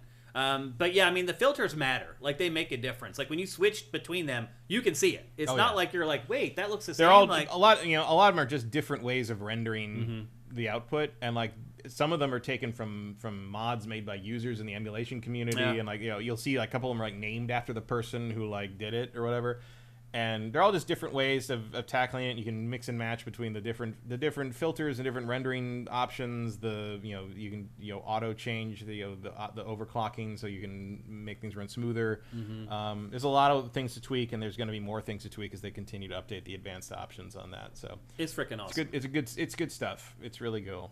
Hugo, thank you for Twitch Prime. It's also a real between the clean and the various interlace CRT things. It's a really good way to demonstrate to yourself how art was done back then to take advantage of the interlacing, because it looks so different. Yeah. Like you can all of a sudden these details pop on some of the older games that were clearly meant to be seen through the scan lines, and then you put it to clean and like Link's face is all fucked up. And then you put it to scan lines and he looks like Link. It's remarkable. Those guys were working on a different level. They were. Yep. Congram, do you own Mischief Makers? I have a soft spot for that game. Yes, I do own Mischief Makers. That game's worth some money now too, actually. Shake. Yeah, shake. My most valuable game is, I think, Beast Wars. because that was only available at Blockbuster, I think. I have that and the Indiana Jones game that were only available at Blockbuster that I basically stole. Yes, Vincent, I just called Snowboard Kids terrible. And if you're gonna stand for Snowboard Kids, you better spell it right, which you did not. Is it K-I-D-Z? There's no W. It's snow. Oh, just snow, no W? Yeah, Okay. if I remember correctly. Like a snow cone? Right, S-N-O, board Wow. kids, yeah. Because you can copyright that. Yeah, probably why. It's I'm sure that's why. Tekken Master says, I'm really enjoying this B-roll. Let the nostalgia wash over me. That's what happened to me all week, man. And I kept thinking in the back of my mind, like, I need to play new games to talk about on the show. Well, lucky for you, there weren't any. So. And so I just kept playing the N64, and I had a blast. It was absolutely amazing. Again, it just transported me back to, like, the people I was hanging around with, the places I was going, the stuff I was doing, the music I was listening to at the time. And also, as you said, I think you said in a text to me, I'm really impressed by how well that system still does the surround sound. Yes. My God. Like Rare stuff and Factor 5 stuff. Like, it all works just great. It's incredible. Like the modern placement in the sound, it's on a cartridge. It was so far ahead of its time. I mean, and it sounds great on this too, on the Analog 3D. Yeah. That's the other thing. The audio on this sounds really, really good. They did an excellent job. I mean, that's one of the big advantages of the FPGA stuff is that you do not have those weird sound emulation quirks. Mm-hmm. Very important for the Genesis and Super Nintendo because I can tell if anything's even a little bit off on those, and it's like it's so nice to put a cartridge in one of those and just know that ActRaiser is going to sound right, know that Streets of Rage 2 is going to sound right. The Legacy says, how are Nintendo's Ninjas lawyers didn't stop this? Why would it stop There's nothing. They can't stop anything. There's nothing illegal about it. There's nothing illegal about making a system that plays other people's cartridges. No, Nintendo's thankful for this. It's like, wow, we don't have to do it. Although now Nintendo's like, man, we should have done it. But I don't know if there's a big market for it. There is. This is all enthusiast stuff. Yeah. It's just like the Virtual Boy for Switch. It's like... I mean, there's certainly people that have been like, oh, that's really... I've seen it here. And they're like, oh, that's really cool. But they sure as hell wouldn't pay $250 for it. Like, you gotta be one of us crazy people to do that. I mean, it's just like, I want to be able to play all these games... that I've had for 30 years, and I don't have, I don't want to go through the trouble of all these weird breakout HDMI conversion boxes, and it never really looks very good when you do that. Yeah. It's just this, I mean, I've done that with the N64, and it barely looks okay on a 1080p screen. Oh, I mean, it doesn't, man. And it looks so much better. This is even the HDMI mods that people can get installed, it's nothing compared to this. Like, this upscales it to 4K. Like, it looks, I wouldn't say great. What I would say about playing it on 4K... It looks as good as it's going to look. It looks as good as it looked on an old CRTV back in the 90s. Yeah, you don't... After like a minute, you don't think about it in the same way you didn't think about it in 1996. Yeah, it's really kind of... That's really probably the way to put it. It's kind of weird. Yeah, the way it works. Your eyes and your brain accept it way more readily than what they do when you're like upscaling through an HDMI breaker box or something. Yeah, so anyway, excellent stuff. Thank you, Matt. Literally, one of the best weeks I've had this entire year. Thanks to you. I just hope they do a Dreamcast one day. Yeah, me too. Because that's another one that I pull out of my closet every once in a while, dust it off, and try to find. I mean, my dream would be they do a Saturn, but nobody's going to buy that except me. So I don't know that it matters how many people buy. True. I mean, I'll tell you this much: I would love it if somehow when they do the PlayStation one, they just do like analog CD, and it's like the Saturn and the PlayStation. Because I would love to be able to play Dragon Force. That'd be great, actually. I would think that. I think that's probably the only way you're gonna be able to get a Saturn. Yeah, if it piggybacks on. But that would be a lot of. I mean, again, they did that with the Pocket. The Pocket plays everything. The Pocket plays Game Boy, Game Boy Advance, Game Boy Color, Game Boy Pocket, Turbo Express. Neo Geo Pocket, Game Gear, and then because of all the extra hardware that's in there for that, they've been able to make an open FPGA for it, and people do cores for all kinds of arcade games. You can do the Super Nintendo, Genesis, NES, everything you can possibly imagine, pretty much up to, but not including like the N64. Yeah, you can run on that thing. All you need is a Raspberry Pi. Yeah, that's really all you need to run most of that stuff. Yeah, I mean, this runs, but again, the Pocket runs it way better than any Raspberry Pi I've ever made. If you haven't seen the Pocket, it's amazing. Because, again, it's hardware. It's not software. Yeah, and it looks it's incredible. A totally different thing. It's really good. I mean, they make great products. They do. That's the bottom line. They're terrible at communication, and they take for fucking ever, and they take your money up front, and you kind of just got to trust that one day this thing will show up. Like last October, I gave him $500. Yeah. I was like, well, I hope one day I get them. And you did. And they did. I mean, they've never let me down, but like, it took a year. They took their pre-orders in October last year, and they didn't say another word about it until August. Wow. Unless I'm forgetting something. Wow. They just don't fucking talk about it. They didn't show footage of this thing until like a week before it shipped. Yeah, I knew that. Yeah. You know, and then like I think I said, I don't remember if I said it on the show or after the show, but I was like, the embargo for review of the Analogue 3D is up next Tuesday, which means probably they're shipping it this week. Yeah, yeah. And that isn't the reviews went up on Tuesday, and I got it on Friday. Yeah. So, and that was like, so I only knew like a week ahead that this thing was going to show up. So, and we were thinking, a bunch of us were thinking, it's like, oh, it's probably gonna be like next year. Like, we were sure. Or they'll launch it, it'll have like half the features, but nope. No, it's pretty. It all works. And the advantage of not telling us anything about it or showing us anything about it is that we didn't have any expectations. That's true. Funny how that works. You can't disappoint with features when you don't tell us the features before it ships. Touche. So, yep. Well, there you go. That's the Analogue 3D 4-scale upscaled N64, worth every penny. If you're a fan of the N64, go and buy it. Next up, the last game we're going to talk about in today's episode before we start getting into the lightning round to end all lightning rounds. And that is a game called CloverPit. This game was shown in the Xbox Partner Preview last week, and it kind of caught my eye, and lo and behold, there it was on Game Pass. So this is the other game I was talking about that is on Game Pass. And I think the first thing people are going to say is, this game looks like Balatro, because it's like a gambling type game, it's got retro-style graphics, and it is sort of similar in tone, except instead of playing poker in this, you're pulling slot machines. And so the first thing probably somebody thinks when I say that is like, well, slot machines are all luck. Like, how does that make a fun video game? And that was the first concern I had playing this. So just to kind of let you know the setup, basically there is no setup. You're trapped in this room, and in this room you have a slot machine, you have another machine that is your bank, and then you have like a telephone. Gambling! Yeah. You have a telephone that rings every once in a while that you pick up, and there's a computer that when you unlock stuff, you go to the computer and it shows you what you unlocked. And basically how the game works is you need to generate X amount of money across 3 turns at the slot machine. And if you don't, the floor below you opens up and you go to hell. Seriously, that's the whole setup for this game. You are in purgatory trying to keep from going to hell by pulling a slot machine. So it's like being raised in Alabama. And going to the gas station where they have the gambling machines. So how it works is, so that's the bank right there. And the bank actually works like a bank. It gives you interest. So as you play the slot machines and you earn money from playing the slot machine, you take that money and you put it in the bank. And then it earns interest on the money that you put in there. But you don't want to put it all in there because you have to keep some money to actually use in the slot machine so you can get pulls on the slot machine. And that's the whole game. You basically just earn the money from the slot machine, put it in the bank, it earns interest, and they keep increasing the amount that you need to earn with each basically level. Now, to add a twist to it, and the reason why it works, even though a slot machine is all luck, is right behind the slot machine, if like I did a 180 right now, is a collection of power-ups that you can buy with these tickets that you have. See in the top right there, it says 0, I don't have any right now. So you earn money, and you also earn those tickets.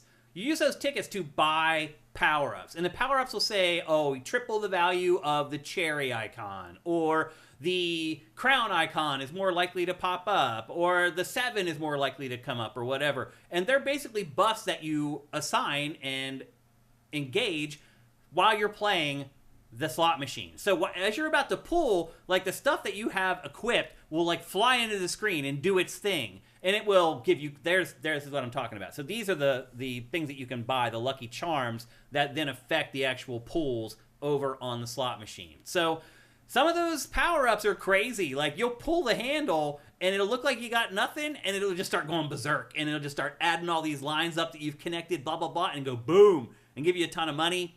And that's pretty much the whole setup for it. There is luck involved. So after you get to like the 4th or 5th wave, it starts doing this thing where if 666 comes up, you lose all your money.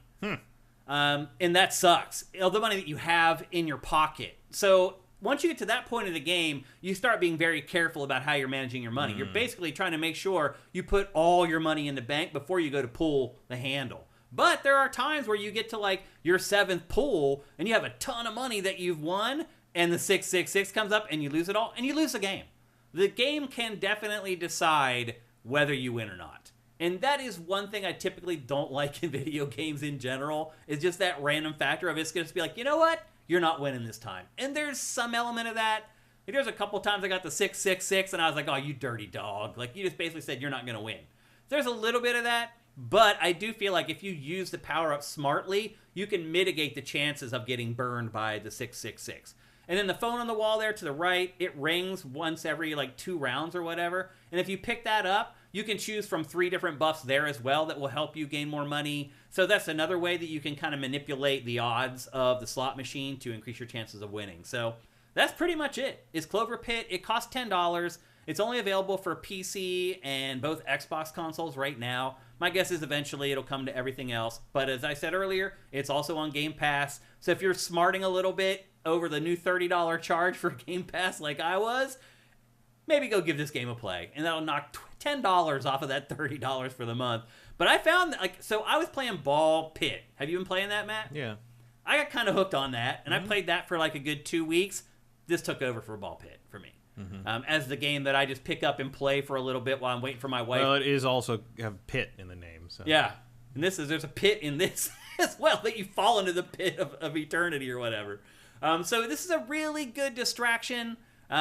Generally, it's a roguelite as well, I should have mentioned. So it's a run every time, and you do the same thing every time. And I would argue, too, that, like, after your first couple runs, you get better at it, but after that, you really don't. You kind of understand at that point, like, what you need to do, and then it's just a matter of luck, whether the numbers are going to come up or not. So there is definitely luck involved. It is a slot machine video game, but they do the best that they can to try to mitigate luck in the ultimate end result. And I've found myself addicted to this game and playing this stupid game. Well, definitely looks more interesting than the usual slot machine game. Yeah. Oh, for sure. Yeah. There's one that comes up when I'm watching like YouTube videos on my phone that like, and you know, it's all the mobile slot machine bullshit, but it's just this buffalo charging at the screen and like things popping up, and it's just like this like buffalo doing it, and there's this guy behind the like with the music's like bum ba-dum ba-dum ba-dum, and there's just this guy going buffalo over and over, buffalo, like that's the whole ad. It's the buffalo running at the screen while slot machine stuff runs, and some guy goes buffalo. I'm like, I don't know what.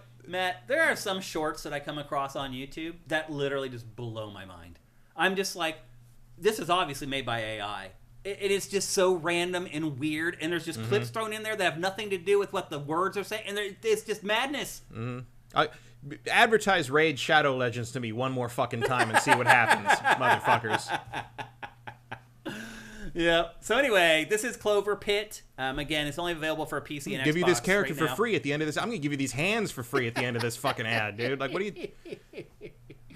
And this is it. I have like another 15 minutes of B-roll, but you don't need to watch it because it's the same process over and over. Yeah, you could start this over and I would not know. You wouldn't even know. Yep. But I had a good time with it. It is a good time waster, and it is a nice little addition to Game Pass if you're kind of feeling squeamish about getting your value out of it every month going forward. Little games like this maybe help you, I don't know, feel better about yourself for spending $30 for a game service that you may not even use that month. It's kind of crazy. But anyway, actually, someone mentioned. I don't think they're referencing art. It's art, Shane. I'm surprised you didn't get the Terrifier beat 'em up. I tried.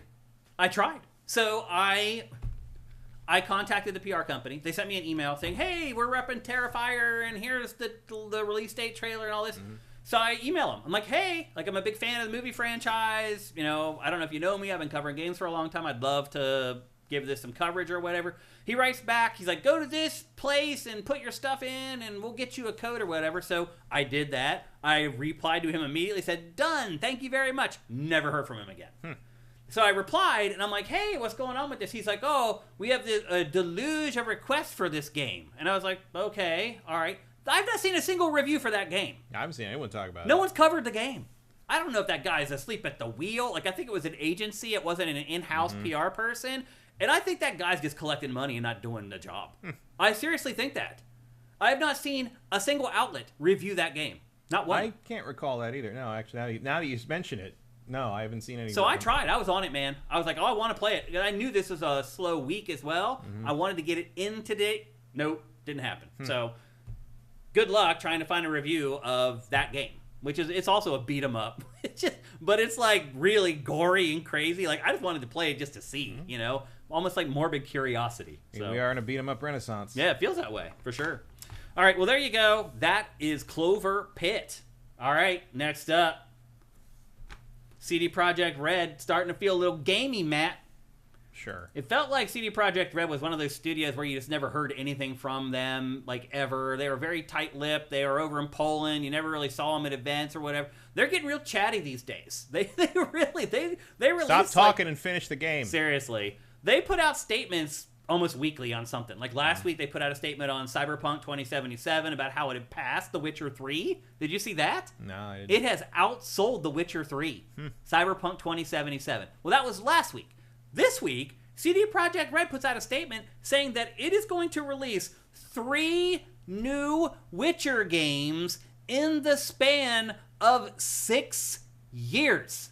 Matt, do you believe that? Yeah, because 2 of them are going to be tiny little weird things. So you think that's what they're going to do? One of them is going to be Gwent, and one of them is going to be like the Thronebreaker, like.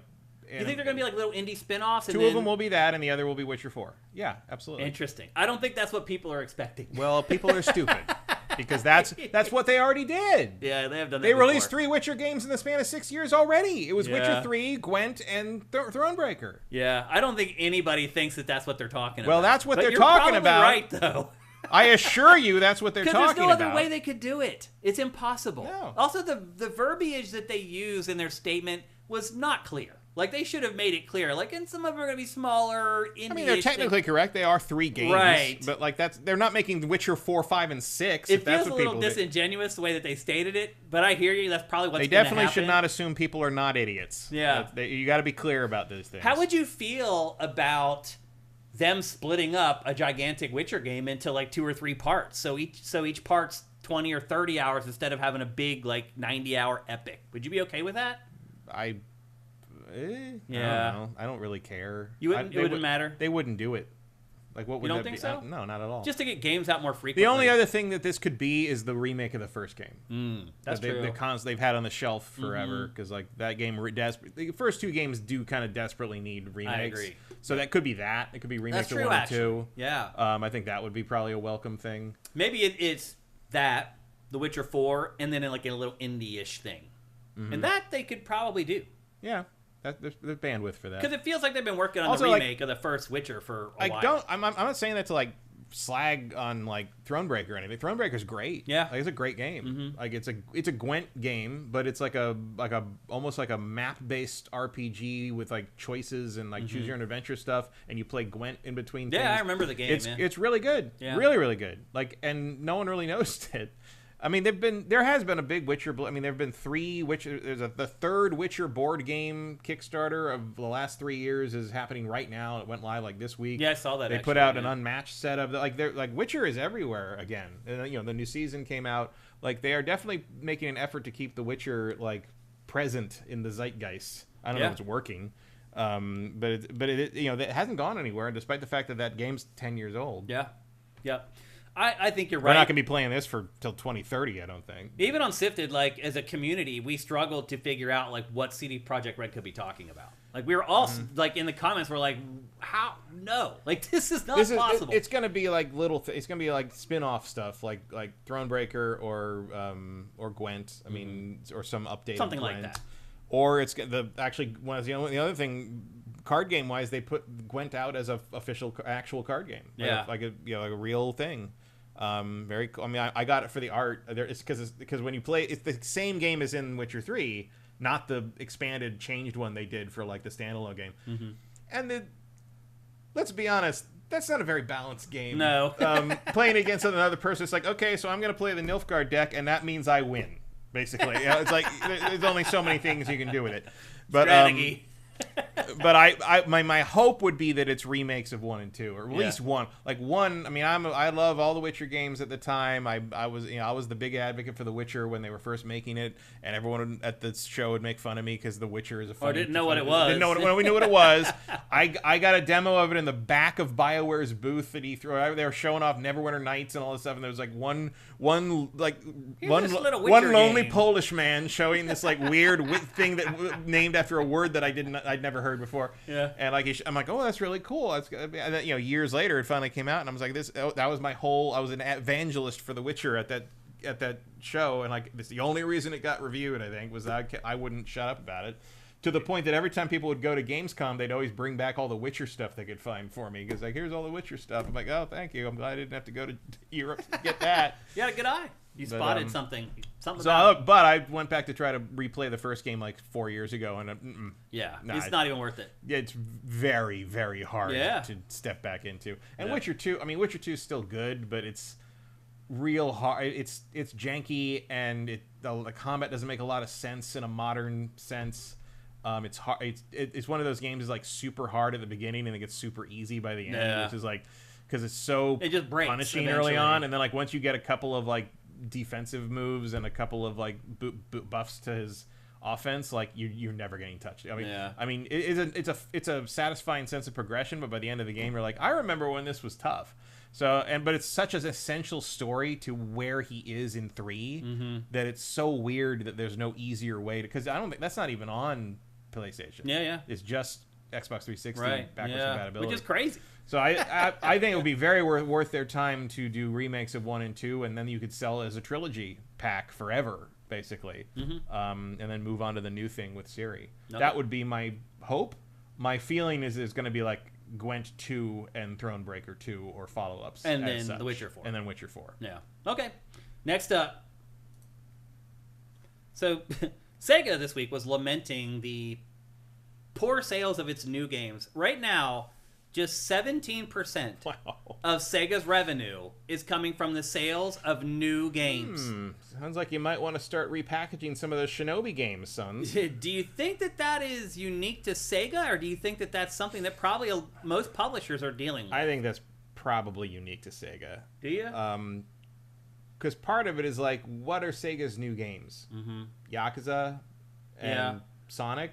Well, Sega brought up 2 examples. So Sega's position on this is that it believes that people are not buying its new games because they're waiting for the ultimate version to be released. So the example... They have kind of trained people for that with the Kiwami stuff and the Ultimate Director's Cut and the various versions of Sonic stuff. That's true. They said that the example that they used was Shin Megami Tensei 5. They said that the base game... Oh, they're counting Atlas stuff as Sega. Right. Okay. Well, they do publish it or whatever. Yeah. So they felt like everybody was waiting for the ultimate version of Shin Megami Tensei 5. And did not buy the base version. We're waiting for, like, what was it called? Like, Unleashed or something like that? Yeah. This is, everybody felt... I think a lot of people felt a little burned on the Royale edition of Persona 5 because that came out so quick. Well, they also point that out. They're like, that's another game where we think people waited. Like, they didn't buy base Persona 5. They waited for Persona 5 Royal. And I'm just like, when those games came out, it wasn't even in my mind that there would be, like, ultimate versions of those games. No, definitely not Persona 5. No. Or Shin Megami Tensei. They always did... They always eventually did, like, Persona 4 Golden, but usually it was a... It wasn't like, we're just going to release another one with a little bit extra stuff that's got a bunch of fixed stuff in it. That was Royale kind of started that, I thought. Obviously you had Persona 3 Portable, and you had Persona 4 Golden, but those were enhanced ports on Sony's handheld systems. Yeah. Persona 5 Royale was the thing that started the whole, like, well, if you buy the launch version of a Atlas RPG, you're going to just have to buy it again in a year and a half. And I'm still waiting to find out how they're going to do that with Metaphor ReFantasio. Right. Because they are going to. I'm sure. Absolutely. But to Sega's point, I think that's nonsense. I can't imagine that many people are waiting or that patient. Particularly back when these games were released. Now, I think you just make niche stuff, yes, guys. I think your games just aren't that popular. Yeah. And they're slow burn games that people don't feel like they need to buy on day one. Yeah. And speaking as someone who is a Sega fan from the beginning, almost literally the beginning. Yeah. And loves, I love all the stuff they put out. I love, Shinobi was great. Like, I love the Yakuza games. I like the Atlas RPG. I like all this stuff. But, like, it's niche. It's weird. In America, particularly. In America, it's not, most people don't know. Everything's niche in Japan because nobody buys games anymore. Most people don't know what any of this is. And most people, like, You go show this to a normal American person who gets their video game news from football commercials. Right. You know, like what are they gonna say to that? Even core gamers, though, I mean, the Persona games obviously sell well. Yeah. Shin Megami Tensei, I don't think has ever been as popular as Persona in America. Nope, never has been. Persona 3 is the thing that cracked that formula code with the high school simulator thing, and once you get back, also the Shin Megami Tensei games are much more Pokemon-style dungeon crawl hardcore. They're hard. Yeah, they're hard. I don't think they're a lot of fun. I generally don't enjoy them. No, I play Persona, which to me is like the softer, Persona the kind is of definitely gentler the star of the form show. of Shin Megami Tensei. But ultimately, to me, this sounds just like excuses from Sega.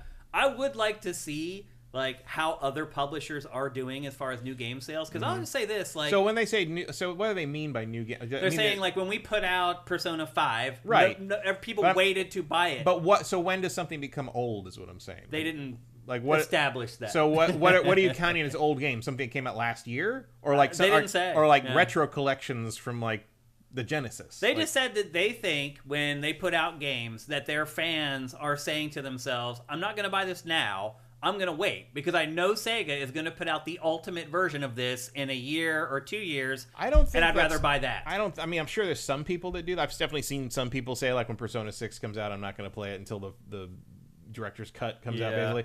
There's some people I've seen complaining that, like, Yakuza 0 is basically being replaced by the director's cut version. Like, they're literally pulling Yakuza 0 from Steam, the Yakuza 0 version, Kiwami, or not Kiwami, but, like, the HD version, they're pulling it from that. And it's like, well, that game's kind of old, though. It's like that's fine. Like, it's not like you haven't gotten your money's worth out of Yakuza 0 in the years it's been since it came out. That doesn't make a lot of sense. And a lot of the Yakuza re-releases have been because, like, do you really want to play the PS2 version of Yakuza 1? Is that right? If people to me, on my point is, I feel like if people just don't feel it's worth paying full price for a lot of these. If people don't want to buy your games when they come out, it's because they don't think they're worth the money. It's not because they're waiting for a better version to come out. Also, some of it is because, like, I'm sure with especially the later Yakuza things, and which do sell pretty well, Sega, and this to their credit, Sega does do pretty deep discounts on games once they get to be about a year and a half, 2 years old. Yeah. And so if you got into Yakuza late and you paid like $5 per game for the Yakuza series, and now you see one that's $70, you're gonna wait until that's cheaper. Yeah. Like, you're not conditioned to pay full price for these games to some degree. I would also argue that, like, Persona in games like that, it's like there's FOMO over those games. Yeah. Like Persona in particular, like Shin Megami Tensei, probably not. But with Persona, man, I keep forgetting Shin Megami Tensei 5 even came out. Right. But when a new Persona game comes out, you best believe the Persona fans, if they don't have it, are freaking the F out. Nobody's waiting for that. They're having huge FOMO. So to me, I don't think they waited for Metaphor ReFantazio either. Yeah. To me, this is Sega admitting we're terrible at creating FOMO with any of our franchises except Persona. Like, nobody is doing that with Shin Megami Tensei. That FOMO has existed for many years already. Like, that, it's built into that franchise. To me, this is all just Sega's sour grapes. Like, our new games didn't sell very well. We can't let's find some goofy excuse. Also, if you want people to buy your fucking PlayStation Persona 3 remake right off the bat, don't leave out half the content. Yeah, because they didn't put in the portable content, the female protagonist. They didn't put in the Fez stuff. Like, that's right. It was not a complete game to me. Yeah. I'm like, okay, like, I'll just go play my old game. I already have that.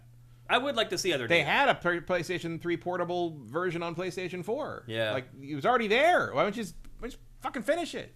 I don't think this is unique to Sega, because let's be honest, we have our audience. Sega might have it more than some people, but I bet it's an issue with everybody. Because our audience is the hardest of the hardcore. That's just the truth. The people who watch our show, come to SIFTD every day, they're about as core as you can get. And if you watch, like, when we talk about games on the show, sometimes games that have been out for a week and a half, sometimes 2 weeks, people in chat, there aren't that many people that say that they played it. Yeah. So look, even the hardest of the hardcore are not buying, like, if I wasn't on this show, I would not buy half the stuff I buy. Yeah. Like, because what's the rush? Yeah. I'm not going to be able to finish it right now. I'm playing something else right now. Exactly. Yeah. So especially like, half the games, more than half the games that Sega's talking about here, are 80-hour games. Yeah, I know. Like, I don't need that many Persona games. I don't need that many Yakuza games. Yeah. I enjoy them. It's not like I'm saying I don't want them, but, like, one Yakuza game per year is about all I can handle. Yeah.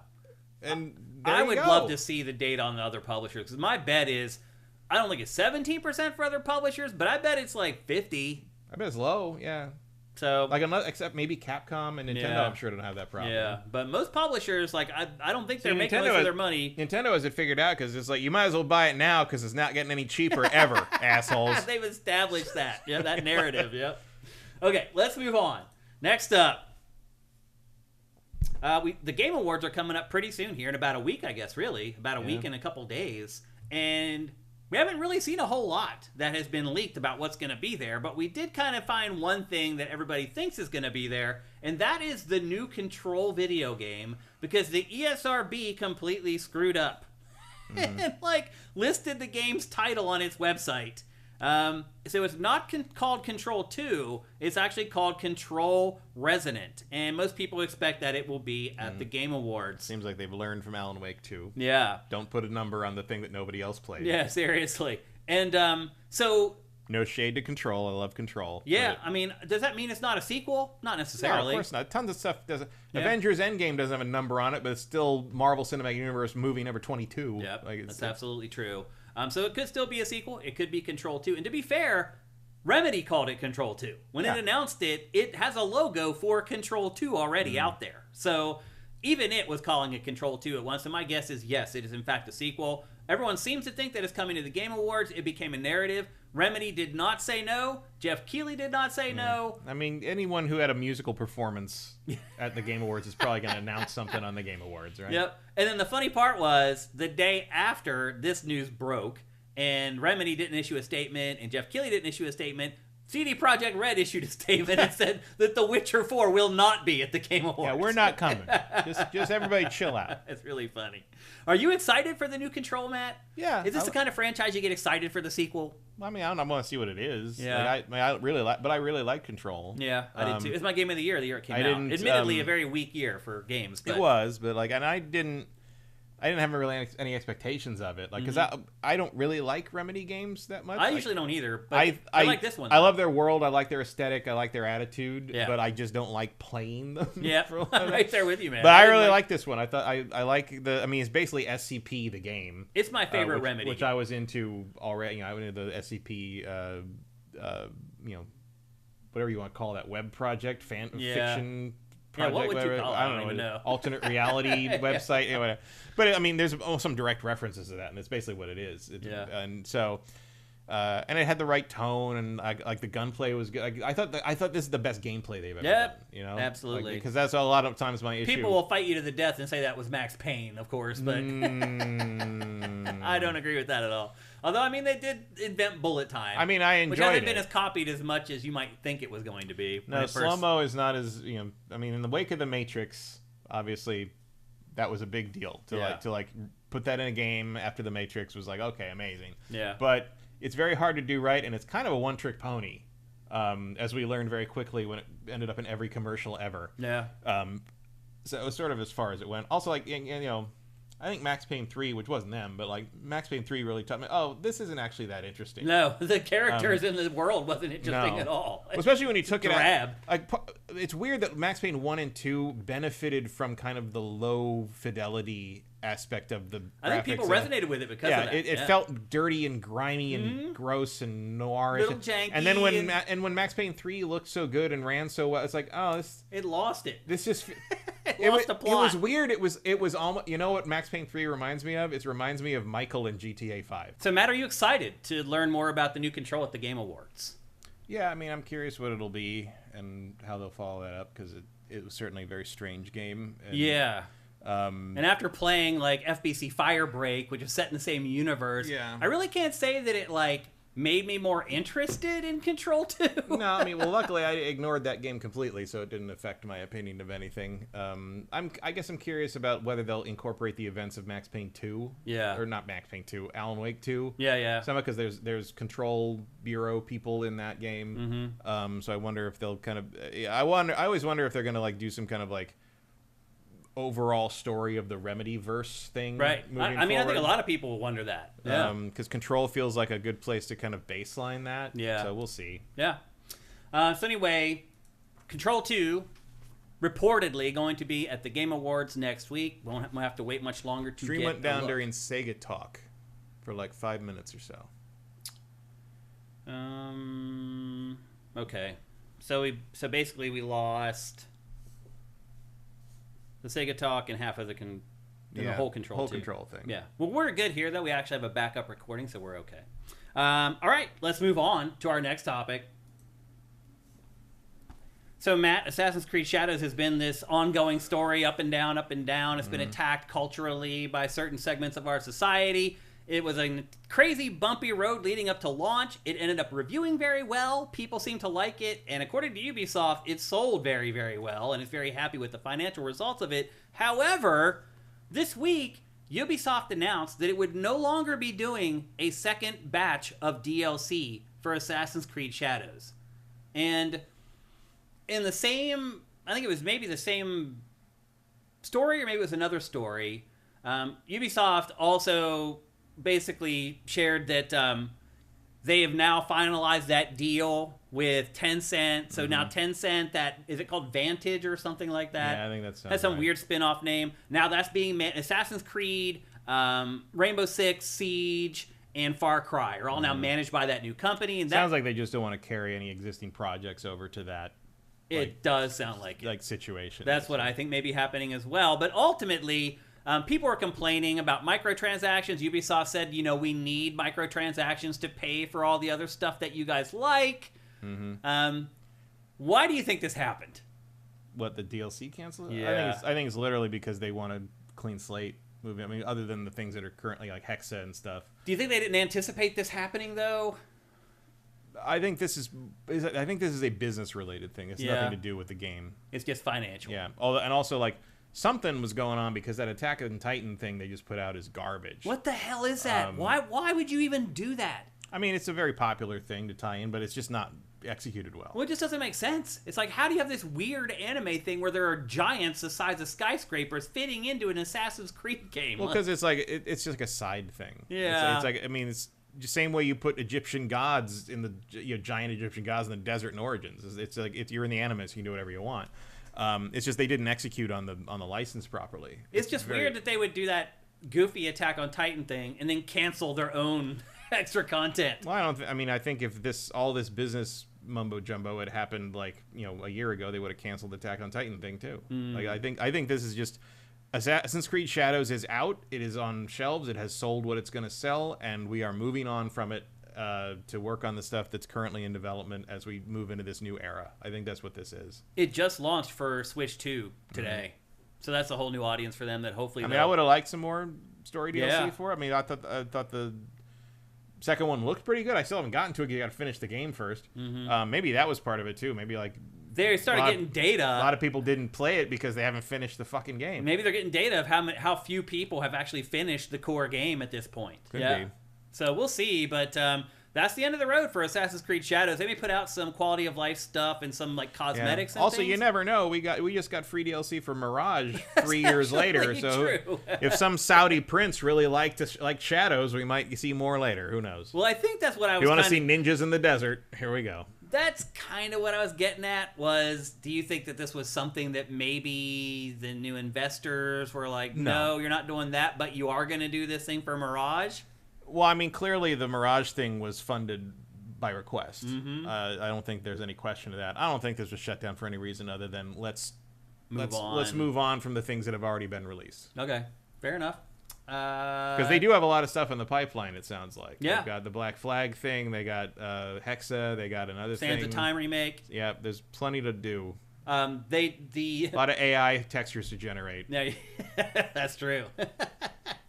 I'm very concerned about the Black Flag remake. You probably should be. AI generated sea shanties are not something I need. It might happen. Yep. Next up, we got news this week from Capcom that it is working on a brand new Dead Rising game, which would be Dead Rising 5 at this point. Give it a rest. And not only that, it is going to star Frank West, who is the star of the first Dead Rising, and I think the character most people associate Dead Rising with. Yeah. So I think that's the right decision. I think that will... I mean, he's been the star of like 2 of the 4, right? Yeah.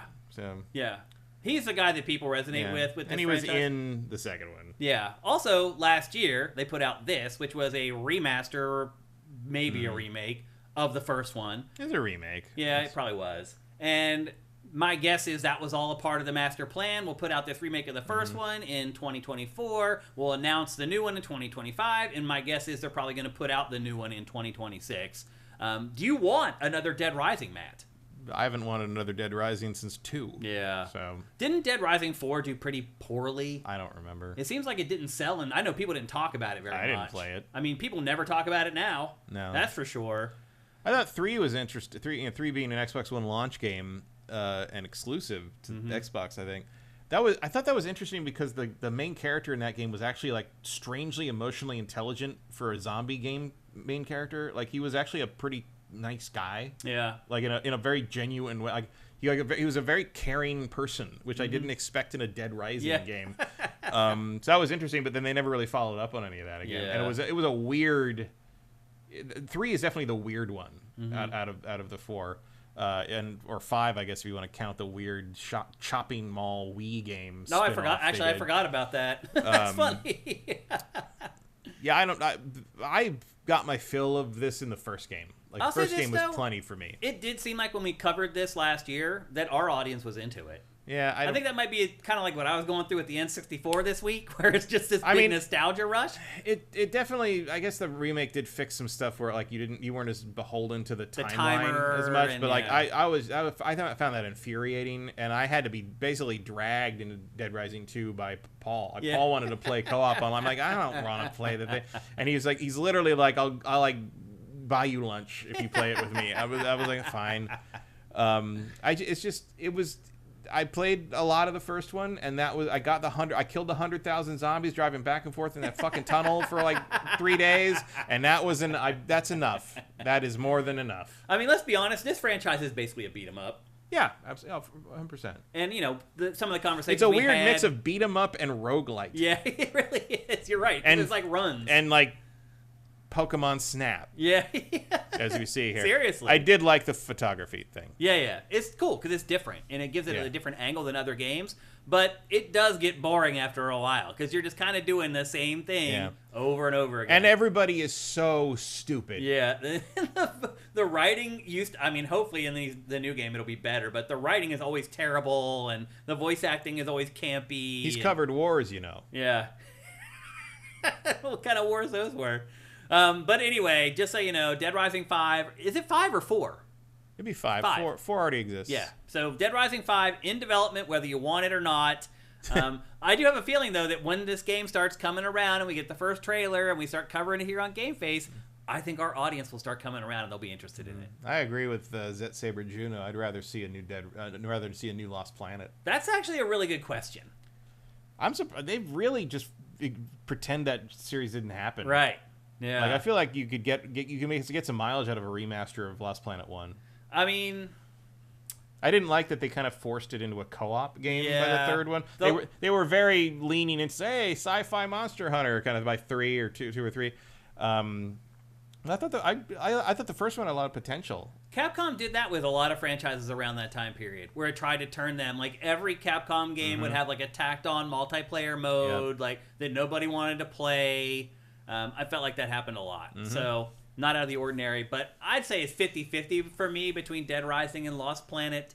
Ruthina, Dead Space. EA did that with Dead Space too. Yeah. Like eventually it lost the Dead plot. Space 3 was like a weird co-op game. Yeah, it just lost the whole concept of what made it popular. Where what's his name? The main guy wasn't even really the main character anymore. Yeah. Like the new co-op, it was a Sam Drake situation. It's like Poochie came in and suddenly he was the main character of Dead Rising 3 Dead Space 3. Yeah. Weird choice. It's pretty crazy how publishers completely destroy IP. Yeah. I mean, everybody liked this, and now they hate it. EA basically forced Dead Space to become Army of Two. Yeah. Because they need the multiplayer mode to keep people playing so we can sell goofy hats and all that other crap that goes along with it. So anyway. There's some we're never going to see again, Army of Two. That's true. Yep. So Dead Rising 5 in development. Who knows when we're actually going to see it. Next up. And probably 2027. Yeah. Matt, neither one of us are big Fortnite players. But I think we could both agree that the game is important in the industry for a number of reasons. And if only because it leaves far less money for everything else. Yes. And another example of that was this weekend when Fortnite had its Season 6 wrap-up extravaganza event. Were you aware of what was going on here, Matt? Yeah, I mean, I saw the video of it. Did you watch like a replay of what happened? I watched everybody jump in like Avengers Endgame and watched Hatsune Miku and Godzilla shoot at the giant thing. Yeah. What did you think cool. of it? I mean, that's fun. It's pretty cool. Like if you're invested in it, you've got a bunch of stuff in there, and you're part of the team there, and like you're running around in your skins and stuff. It's cool. I mean, the main thing I've seen the last couple of days is they added all the new emotes, and everyone's doing the red carpet emote with every most inappropriate. Like I've seen the Xenomorph from Aliens. I've seen the red carpet one from what was it Geralt and Godzilla. Yeah. And I mean, it's pretty funny. Yeah. It's got a lot of personality. Here's your multiverse, people. We've been waiting all this time for the multiverse, and to be fair, Epic said all along that it was going to create the multiverse, and it has. Well, the metaverse is what they used. Yeah, the metaverse. Sorry, and it has. This is it. Sort of. I mean, the metaverse, as they meant it originally, was like the place everyone spends all their free time. Mm-hmm. This is just the game everybody plays. Fortnite. It's kind of. But there's nothing else to do in it. It's like the metaverse as a concept was like shopping and entertainment, and they're kind of there, but like if you're not already in it, you can't just jump into it and understand what's happening really. But like this is the closest anybody's gotten. Yeah. So Epic and Fortnite have moved into this realm that no other developer or publisher is in, where they're not necessarily even making games anymore. They're making experiences that people want to show up to live. And that is an entirely different skill set from making a video game that people just want to play over. Well, the thing I'm most interested in, and this is the thing that all my filmmaking friends are talking about, is that they're doing the lost chapter of Kill Bill. Right. That's happening now with the new season, season 7. It's a kind of not super important scene, but it was from the original like screenplay. Didn't make it to the shooting script of. She's in this too in this trailer. Yeah, they show her riding. It's basically like a missing chapter of the movie, and they are recreating it in Fortnite with the actors and Tarantino's, and like it's legit. Like they're really doing a scene from Kill Bill digitally in a video game, and that's going to be part of the Kill Bill story now. It's insane what's happening. It's pretty interesting. I mean, 10.5 million people showed up to experience this live. Wow.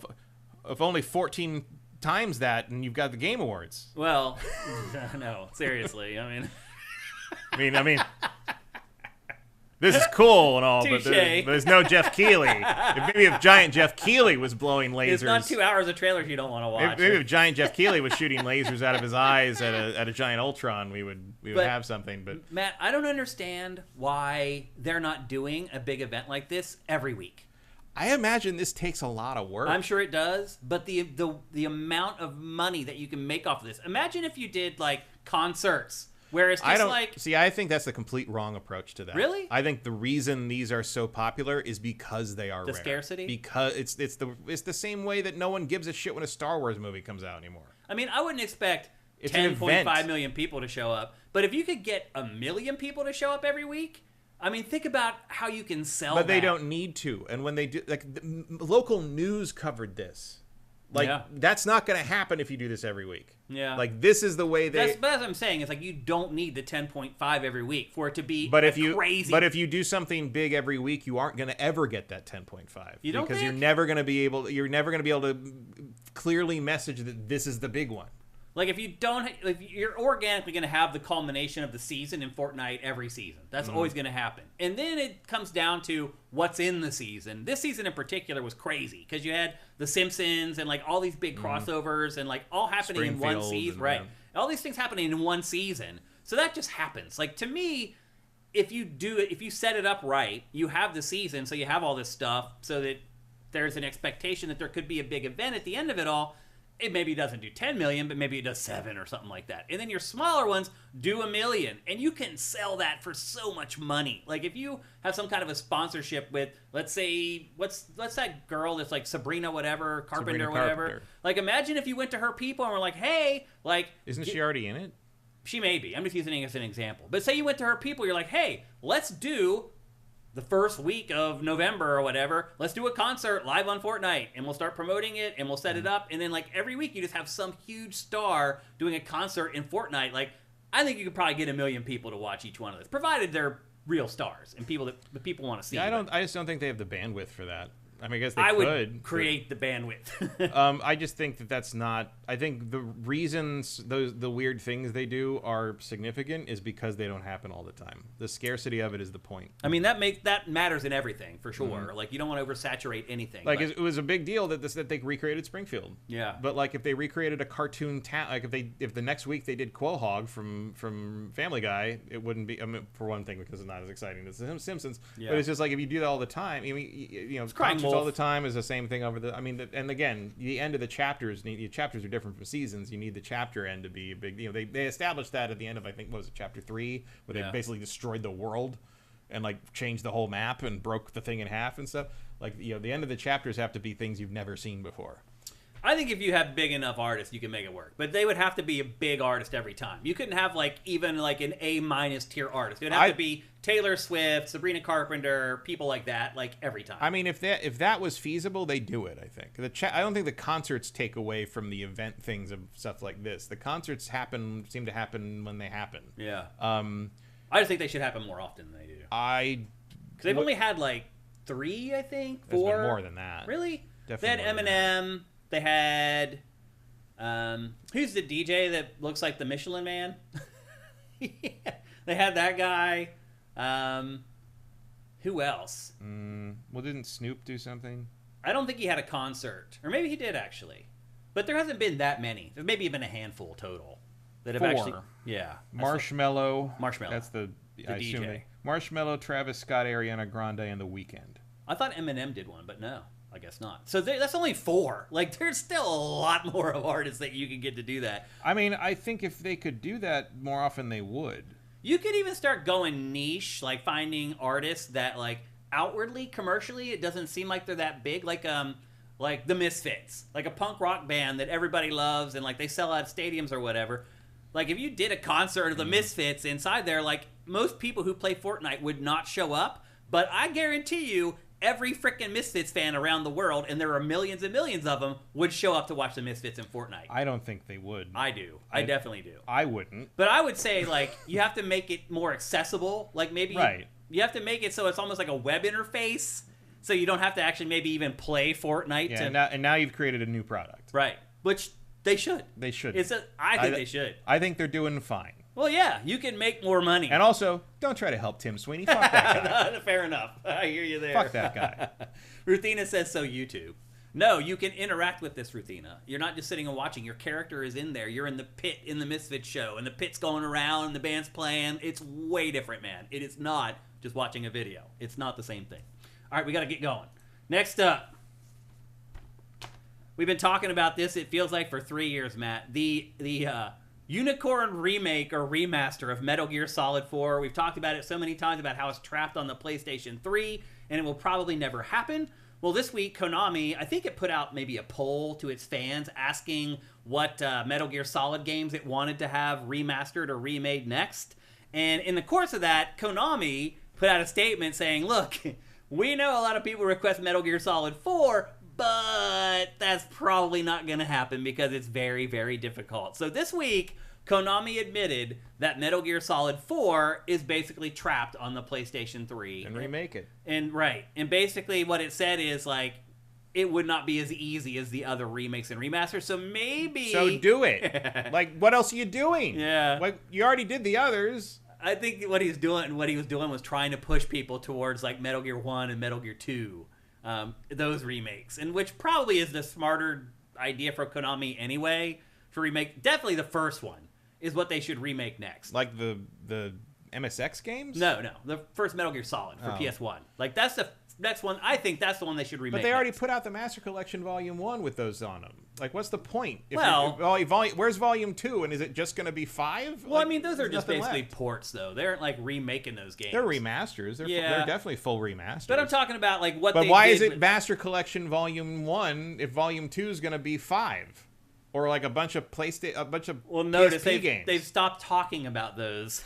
It's called. You called it Volume 1. No, I mean they stopped talking about Volume 2. Is what I'm saying. Yeah, but why'd you call it Volume 1 if you didn't want to make Volume 2? What did they changed What their did you think mind? was going to be in Volume 2? Maybe the old MSX games is what they were thinking. No, 4 and 5. That's the only games left. They even did fucking acid in that thing. Yeah, no, you're right. They did actually. Yeah. Like there's nothing left. Like what else would you? Clearly they were planning to do that because otherwise why call it the definitive master collection? Well, because they haven't really done a lot of work on those first 2 games like they did on the third one yet. So they can still remake. They did a lot of work on the first 2 games in that collection. Did it was they? very that's the best they've ever looked. Yeah, but I mean, they didn't change the structure. There wasn't a lot of quality of life improvements. They didn't change the structure in 3. That's true. They were 3 terrified is exactly of the same anything. game. Yeah, like that's down to the actually a good point. animations. Yeah, that's a good All point, they did was overlay the visuals, basically. Yeah, that is a good point, actually. Yeah. So just redo this. Like, if there's anything you're going to spend money on, bring Metal Gear Solid 4 back from the dead. What else are you doing? Do you think a remake of Metal Gear Solid 4 would do better than a remake of Metal Gear Solid? Yes. Really? I don't think it'll do better on its own. I think it would be more valuable to them in the long run to be able to have all 5 of them available and for modern platforms. Yeah. To be able to release these things as a giant pack in the future. Or just have them done for the future. Yeah, just have a functional version of it ready to go for when you decide you want to do the Solid Snake saga. That can also then be easily ported to PlayStation 6. Right. And yeah, exactly. Like basically the same thing as The Witcher 1 and 2. They need to get all the games on a similar platform. Yeah, and they have that except for 4 because it was made on the stupid fucking PlayStation 3. Yeah. And the cell processor is a fucking pain. Yeah. But, like, just figure it out. Figure it out. Like, this is the only thing What else left. are you going to do, Konami? What else are you doing? Make another Bomberman game? Which I just played this week on the N64. Bomberman 64. I'd forgotten about that one. But anyway, I mean, I guess maybe the good news is that Konami is thinking critically about this stuff, and the bottom line is we are going to get more remakes of Metal Gear. So that's good. And based upon the third one, is it good? I don't know. I mean, I wouldn't mind playing the first Metal Gear Solid with that kind of fidelity. Treatment. I mean, that's still my favorite one. Yeah, and it still pretty much holds up at this point, too. Short, and you could get through it. Yeah. Yeah, I mean, the only issue you might have is I don't know what the sound quality would be like from back in the... I mean, probably CD quality, which is not quite where we're expecting, but good enough. It depends. I mean, if anyone probably keeps the masters of the original voice recordings, it would be Kojima's team, so maybe they have that ready to go. I don't know. I thought the sound in 3 Delta sounded good. Yeah. That didn't sound like a re-recording. Naughty Dog, or Ruthina says Naughty Dog, I'm sorry. Naughty Dog remastered Uncharted over from the PS3. It's hard, we get it. Just don't tell us how hard it is. Yeah. And then someone says that the stream is still down on YouTube. Yeah, I don't know. That's weird. Let me check that really quickly. I don't know why. It should be up. Like, obviously, Metal Gear Solid 4 has a lot more going on than the Uncharted games did. Like, there's a lot of systems, and it's kind of pushing some things, but it's just like, just get it done. Just throw money at the problem, basically. Like, what else are you doing? Yeah, I don't think Konami has a lot of other revenue opportunities at this point other than its pachinko business and mobile games. So yeah, I mean, you got the Silent Hill 1 remake in play. But, like, again, just do it. Yeah. Do it. Like, do what you did with, Silent Hill 2 was I know they're afraid to touch Kojima's masterpieces or whatever the fuck. But half the fucking fan base doesn't even like this one. Right. So, like, that's true. So just like do your best. Yeah. Do your best. I mean, as of right now, you're not going to sell any more units of Metal Gear Solid 4 unless you do this. Like, this game is dead It's forever done. if you do not do this. Yeah. It makes too much sense. Hopefully Konami will listen to us. It probably won't. Next up. How many people must be mad at Kutaragi forever at this point over this Over the stupid cell processor really dumb. thing? Yeah. It also screwed PlayStation because it cost $600 because of its proprietary hardware. It's so idiotic. Next up.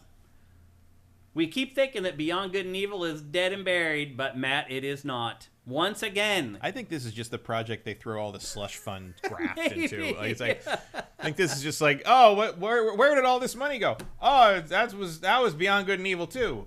Yeah. Still coming. Yeah. They are hiring for Beyond Good and Evil 2 again. It's a trap. How many times do you think they've gone through the hiring process for Beyond Good and Evil 2 at this point? 4 times? Like mass hiring? At least 3 times, I think. I wonder if Michel Ancel is still working on it. I don't think anyone's working on it. Yeah, because he had kind of left Ubisoft, but he was still working on this from like home or something. That was the word on the street anyway, that he was still involved in this project, even though he had technically left Ubisoft. I don't know. I hope he is, because I feel like he's the special sauce that's going to make this game something worth playing versus just another sci-fi slop fest. So he didn't help humanity very much, or whatever that other one was. Right. Humanity. The one where you played cavemen. Yeah, BC, Humankind or Humankind or something like that. One was like a strategy game, and the other one was the caveman monkey game. Right. Yeah. That was canceled. Ubisoft canceled that game, so that's done. No, it wasn't. I own it. Wait, the caveman game? Michel Ancel's game? Yeah. I thought that was BC. No, that was Molyneux's game. He canceled to do Fable. I'm confusing the two of those. This one is called Humanity or Humankind or Human something like that. I don't remember it.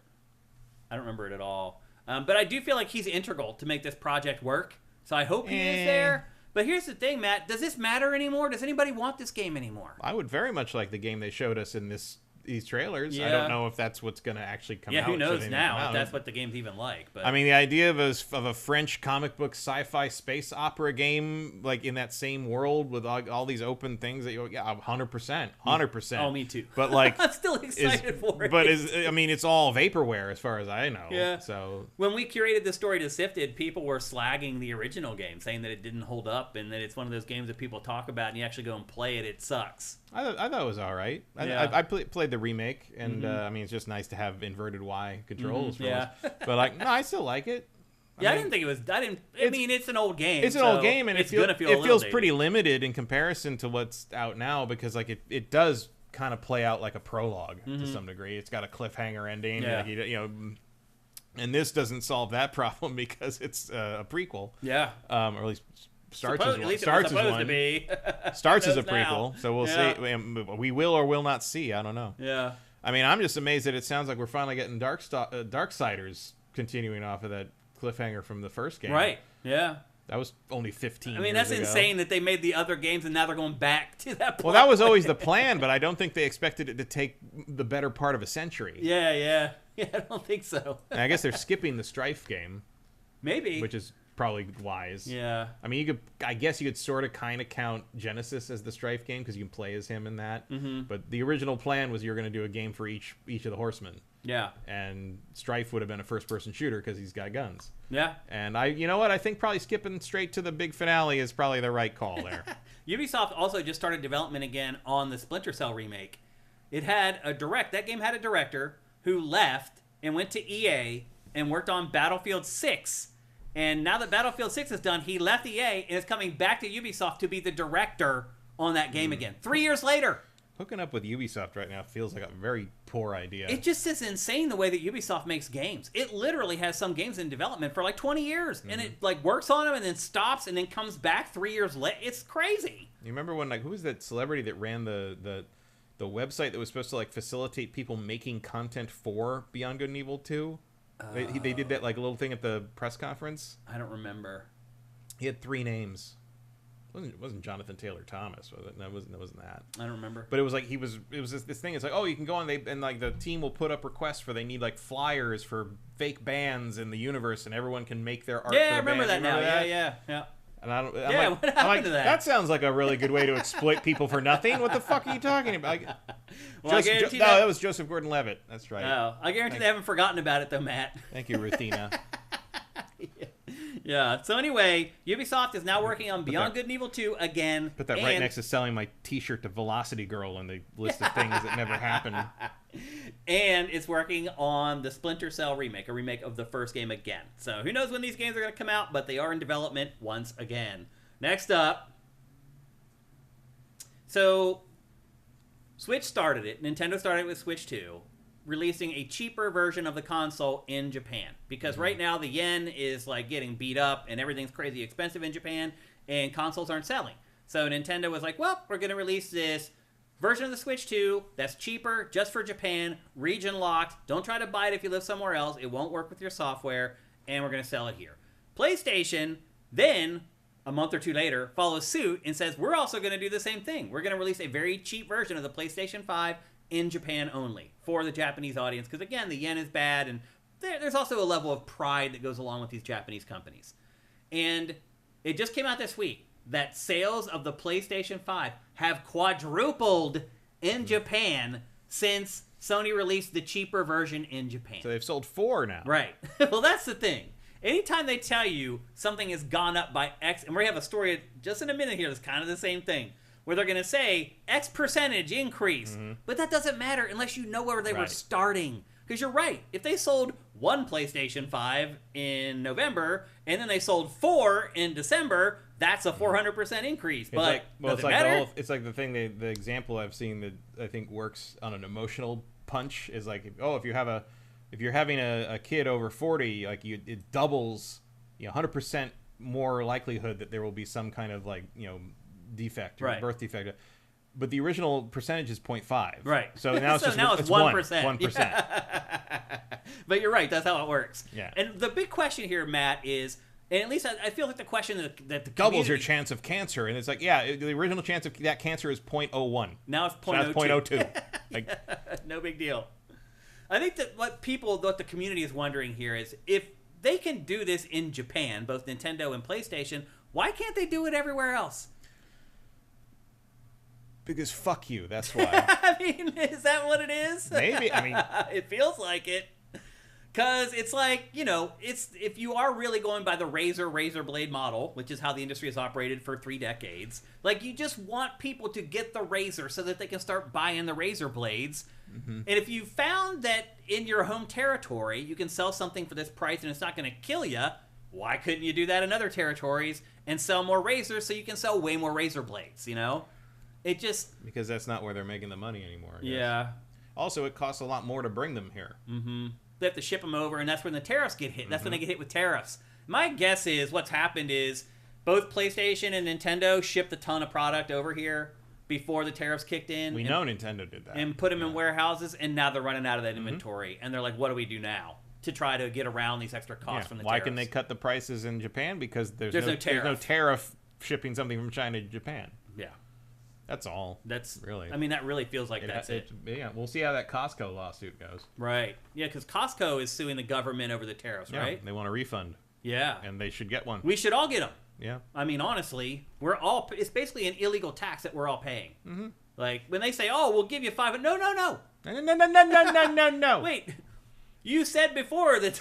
Anyway, we won't get into the whole tariff thing, but I think you're right. I do think that is what's happening. No tariffs on products made in China, shipped to Japan. They can sell them for a cheaper price. But to be fair, I do think the price that they're selling it at in Japan, it's more than it's the tariffs are not going to sort of offset it. Like, they're selling it for more off than the tariff cost. Yeah, so but I mean, they are hooking up Japan. You gotta remain relevant somehow over there. Yeah. So.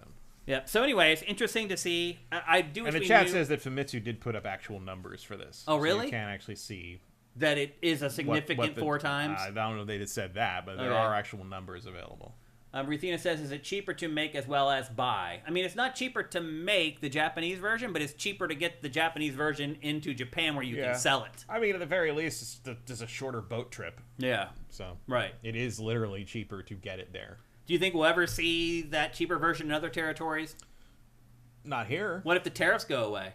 Which could happen. We're already buying it because they're illegal. Price. Yeah. Like, why? Why would they lower the price? It's not affecting the business that much. Maybe if sales start to slow down. Yeah, but I don't think they have. I mean, I think more than sales on anything. GTA 6 is coming.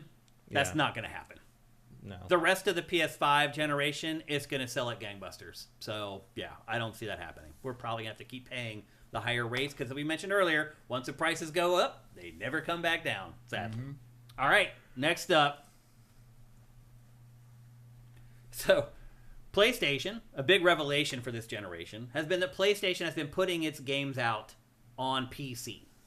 It hasn't yet taken the plunge like Xbox did and putting out its games on Nintendo platforms or Xbox platforms, but it is putting them out for PC. Typically, it is usually waited about a year to 18 months to put out each PlayStation 5 exclusive on PC. However, the ESRB once again screwed up this week, and it basically revealed that Death Stranding 2 is coming to PC. And it has only been 5 months since the game launched for PlayStation 5, which means that this would be the quickest that any PS5 exclusive went to PC.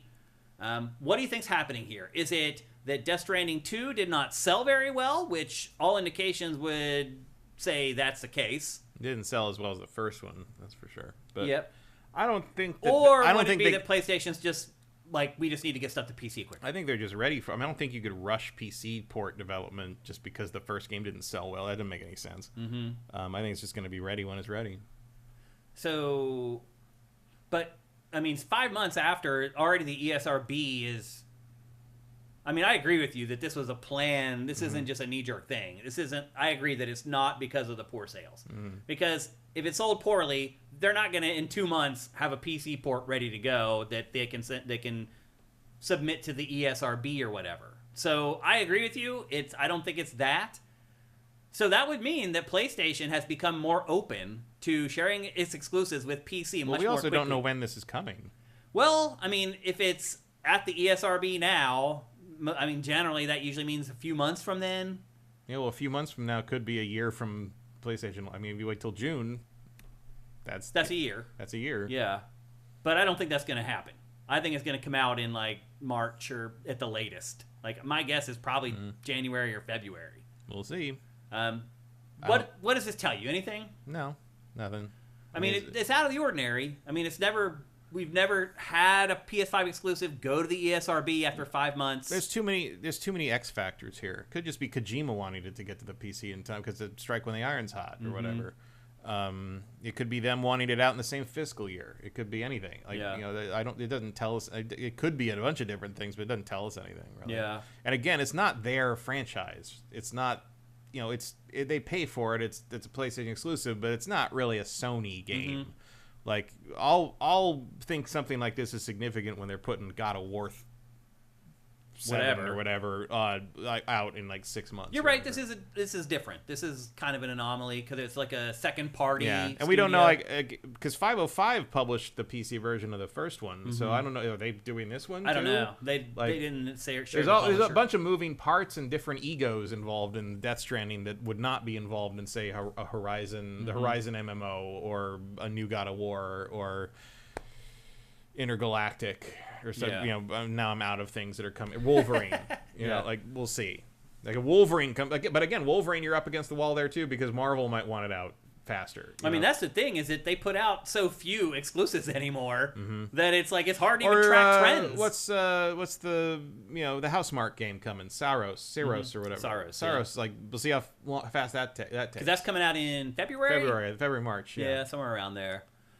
It is peculiar that it's already been to the ESRB. And I agree with you. This is something that was in the works before. It's not them saying it sold like crap. We need to recoup sales before people stop caring. Although that might be a bonus.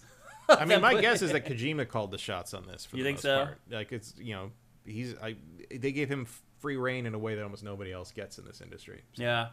I mean, my guess, it looks like it may have just had a 6-month window for exclusivity on PS5. That's what it seems like. Well, that would be now. Yeah. December. The game would be coming out now at the end of if the that year. was true. Well, June to December has 6 months, so it would be at the end of the December or early January. and it's definitely not coming out this month. Yeah. So we would know by now. Yeah. That's the exclusivity would be either 6 months or a year would be really your options there. It's definitely not a year. ESRB would not have this game if it was a year away. That just would not be the case. You never know. But it is a finished game as well, so they could easily just send them and say, we aren't changing anything for the PC We're not changing anything, we're just optimizing and polishing for however long we need to, because the first one, I remember, did not come out in wonderful shape, as I recall. Right. Bottom line is if you're a PC player and you like PlayStation's games, it looks like things are looking up. Like, it looks like you're going to start getting these exclusives way faster than 18 months. And even a year, it looks like, with this game in particular. It does depend on what deals were signed and all that kind of stuff, and egos too, like you said. But sales, I don't think had anything to do with it. Even though it does appear that Death Stranding 2 has tanked. No, they're just not. Well, I mean, it sold like 3 billion copies. Did it? It's not nothing. It's just they haven't put out sales numbers for it. I saw numbers that were like it's just like they sold half of what the first one It did. was only in the ESRB charts for 1 month. I heard that it had sold about half of what the first game did. I have not seen which any is still numbers. pretty good sales. It's just not what they wanted. They were expecting to build on the sales of the first one, obviously. Yeah, why else do you make a sequel? So I guess in that sense, it did kind of tank. Yeah. But it sold. I mean, I'm sure there's a lot of other games that would kill to have the sales that this game did. Yeah, but a lot of those other games didn't cost spend this much. 6 years in development with Hideo Kojima. But some of them were Returnal. So, Yeah. you know. Yeah. I mean, that game probably took 2 years to make. Returnal would be my guess. So, yeah. I don't know what's going on over in PlayStation Land, but the bottom line is it's good news for everybody. It really is. More people can access these excellent games in a timely manner than they could before. That's good. And no matter how you look at it, it's a good thing. More people should be able to play these games more easily and more quickly than they have in the past. As Coltane said, Kojima did say he was making a game that nobody would want to play. He did, actually. And remember, he said that he was bothered by the fact that some testers liked the game. Yeah, so they said, we got to change it. What the hell, man? It's the upside down world. Anyway, bottom line is that if you're a PC player, you're probably going to get to play Death Stranding 2 way quicker than you thought you're going to be able to. Next up. Like 3 months or something. Yeah. It doesn't... I wouldn't have waited, probably. But Well, some people don't want to buy a $500 console. Particularly if you know in 6 months you're going to be able to play it anyway. Sure, and but have it look better and play better. If you already have it. Yeah. If you look better, play better, and cheat. Yeah. It's like, I'm just going to... I do not have to worry about being caught by things anymore. Bink. Done. If you haven't figured it out yet, we are warming up to the Game Awards 2025. We mentioned it a couple times in today's show, but the biggest story really around the Game Awards this week was that Geoff Keighley put out some cryptic tweet with a photo and really had very little context for people to figure out what the hell it was. There have been cycles that have gone through over the last week. The knee-jerk reaction at first was, it's for the next God of War. Which never made any sense because that doesn't look like God of War at all. Yep. And then people... Looks like Diablo. Well, then people started looking at it and thought it was Diablo. And now both of those have been shot down. So Cory Barlog went on a chat on some stream and told people it wasn't God of War. Geoff also listed these 3 words that were it's a code for this thing called what 3 words. It's a thing where every place in the world has 3-word code, basically. Well, it told him where this was. And it goes. It takes you to this thing in Joshua Tree, basically. Yeah, and it's out in the middle of the desert, and it's there. People went and drove to it and found it. It is really sitting there. And so Cory Barlog said it's not God of War, and then Geoff, I think, said it wasn't Diablo. Somebody. Schreier said it wasn't. Schreier said it wasn't. But he said he's not reporting on what it actually is. Because Schreier knows what it is, Yeah. and he also said it's awesome, and people are going to be really excited about it. So what do you think it is now, Matt? Well, ruling those things out and looking at kind of the picture of the full thing, which is basically a bit. I think this is Darksiders. Really? I think this is the gate to hell or something. That could be. Yeah, because if you the thing to the left everything that with you all can't see is like a big vagina. Yeah, it's like a big gate. Because it looks like there's a big sculpture and there's a replica of it on the Stanford campus of Dante's Gate to Hell, of the Gate to Inferno, and that's what it's souls all piled up on the sides and all around that, and that's what this looks like. The only thing that's throwing me off, except with extreme edgy '90s monsters, which makes me think of the Darksiders style. The only thing that's throwing me off is the alligator. Well, yeah, because that's very specific to a swampy whatever. Well, no, because the alligator has sort of it could be anything. That's one of the arguments against Diablo. Actually, was there's no alligators in Diablo. Yeah. Obviously, you could add them. That was one of the arguments for God of War if they were going Egypt, because that could be Sobek. Oh, right. The crocodile guy. Right. My guess is that you just add a fucking crocodile because crocodiles are cool. Croc 3, Swanson Butt says. That would be a twist. I guess the other thing it could be is Dante's Inferno 2 remaster. Even a sequel to Dante's Inferno. I mean, that would be Purgatorio, which would probably not involve the damned crawling along the great gates of hell. But... So anyway, I will hand it to Geoff. This has accomplished the mission, which is to get people talking about the Game Awards, wondering what's going to be in the Game Awards. People on social media, you got Schreier involved now, so you're getting his audience involved. That's what you want. You want people talking about your show regardless of why they're talking about it. And he did a masterful job of doing that by dropping this weird statue in the middle of the frickin' desert. Like, I can't even think of, like, how do you do that? Like, who do you talk to put it on their land and make sure it's okay and legal? And, like, kudos to Geoff for that. The people one. out there will sell you time for anything. Yeah. Give me $5. So anyway, just a little intrigue and something exciting to keep in the They back aren't of your using mind. it for anything else, I assure you. Oh. Yeah, just something to keep... I just totally screwed up here on the TriCaster. Somehow. I got it back. Just something to keep in mind here. As the Game Awards come up, something to be excited about. Next up. This is something we didn't want to hear, and I know you probably didn't want to hear either, but this is also what I was talking about earlier when I said... Talking in percentages doesn't mean anything until you know what the first number was. And Microsoft shared this week that cloud streaming on Game Pass has increased 45% year over year. This is, obviously Pactor has been talking about connected TVs and people, not needing consoles in the future because they'll just be able to play stuff on their TV minus multiplayer stuff. And then obviously the big stumbling block for that is the adoption of game streaming. Are people okay with it? Are they not? Obviously our audience is not, and they generally hate game streaming, but it looks like maybe at least a certain segment of the more casual user base is starting to think it might be okay. What's your takeaway from this? 45% of what? Right.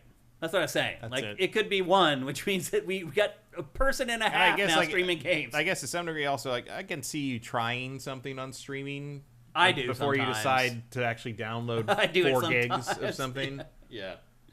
I do it sometimes for sure. Hey, it's Army of Two. There it was. Theme. This is new B-roll. That's up there right now. Army of Two is on Game Pass right now. Wow. Well, they have Sounds the like EA. They have the EA Play thing or whatever. Right. So I'm thinking that's probably why it's there or whatever. But I hear you. We don't know what 45% of is, but it is an increase. Yeah. Which means it's going in the right direction. Whether it's going to get to the destination or not, who knows? I mean, as long as you don't take away my ability to download them, I don't really care. Right. Yeah. But the point I'm like getting if everybody wants a subpar experience that way, go ahead. Yeah. Not my problem. The point I'm getting at is, does this make it seem like a console-free future might be more likely? No. You don't think that the only people who are really going to care are the people who play multiplayer? No. Or people who are into like Souls-likes where frames matter and stuff? Nope. I think people are going to want...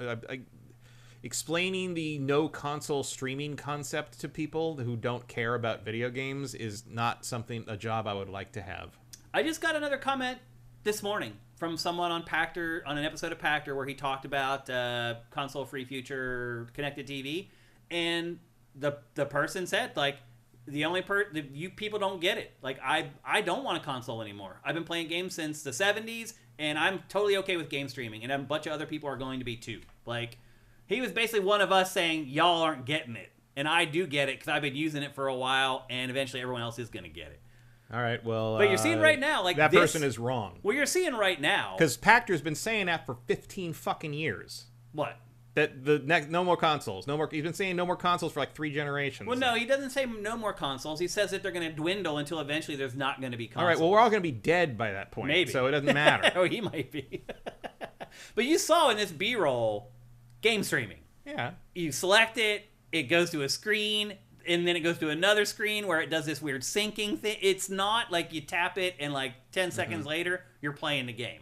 There's definite... I'm sorry, the Stadia told me that's what that is. It's literally magically injected into my brain the instant I press the button. So this is game streaming. You'll see some gameplay here from me. And this is all streaming through a network or whatever. And I chose this game in particular to stream because you use the water stream, and so it would be very easy to see if there's like latency or whatever when I'm spraying the water. And you can see it's pretty good. Yeah, because nothing's happened. I mean, it's just data going back and forth, And, and this shows you that there aren't like packet loss and disruption. But I have never played a streaming game that felt right. Yeah. You can still tell, even if everything you adjust to the lag, basically, even if it's a couple seconds, but like it still doesn't feel the same. I agree. That it doesn't feel 1,000. I will never do this. I will never ever do this.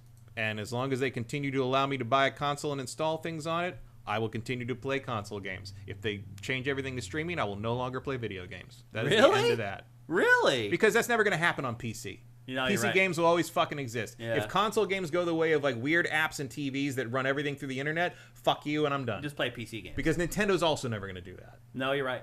And even Pactor has said all along that. And as long as Nintendo and PC still exist, I don't fucking care. Yeah. And that's not going to happen anyway, so whatever. Yeah, but the thing with this topic is we're not talking about us. We're talking about the masses. Yeah, the masses who are somehow desperately want to play current-gen, high-end video games, but don't want to buy a console, but have a 4K TV that can stream that kind of thing with a high-end internet connection, and will go out and buy controllers for it, and sync them up properly to do that, but also don't want to have anything in their house that's hardware for video games. I don't think these people exist. I think he's talking about the Madden, NBA 2K, GTA crowd, and I think that they... Yeah, well, when you're streaming... Okay, well, go stream some Ultimate Team's Madden through a streaming connection, trying to play it online with someone else playing on a streaming connection. You already have the ping problem with people with installed versions of the game. The crazy thing is, I just don't think it's going to work. We're starting to get comments now on YouTube from people that say they play multiplayer through streaming and think there's no problem with it. Like, that was the comment today, actually, was the guy's like, Pactor says that multiplayer doesn't work on streaming.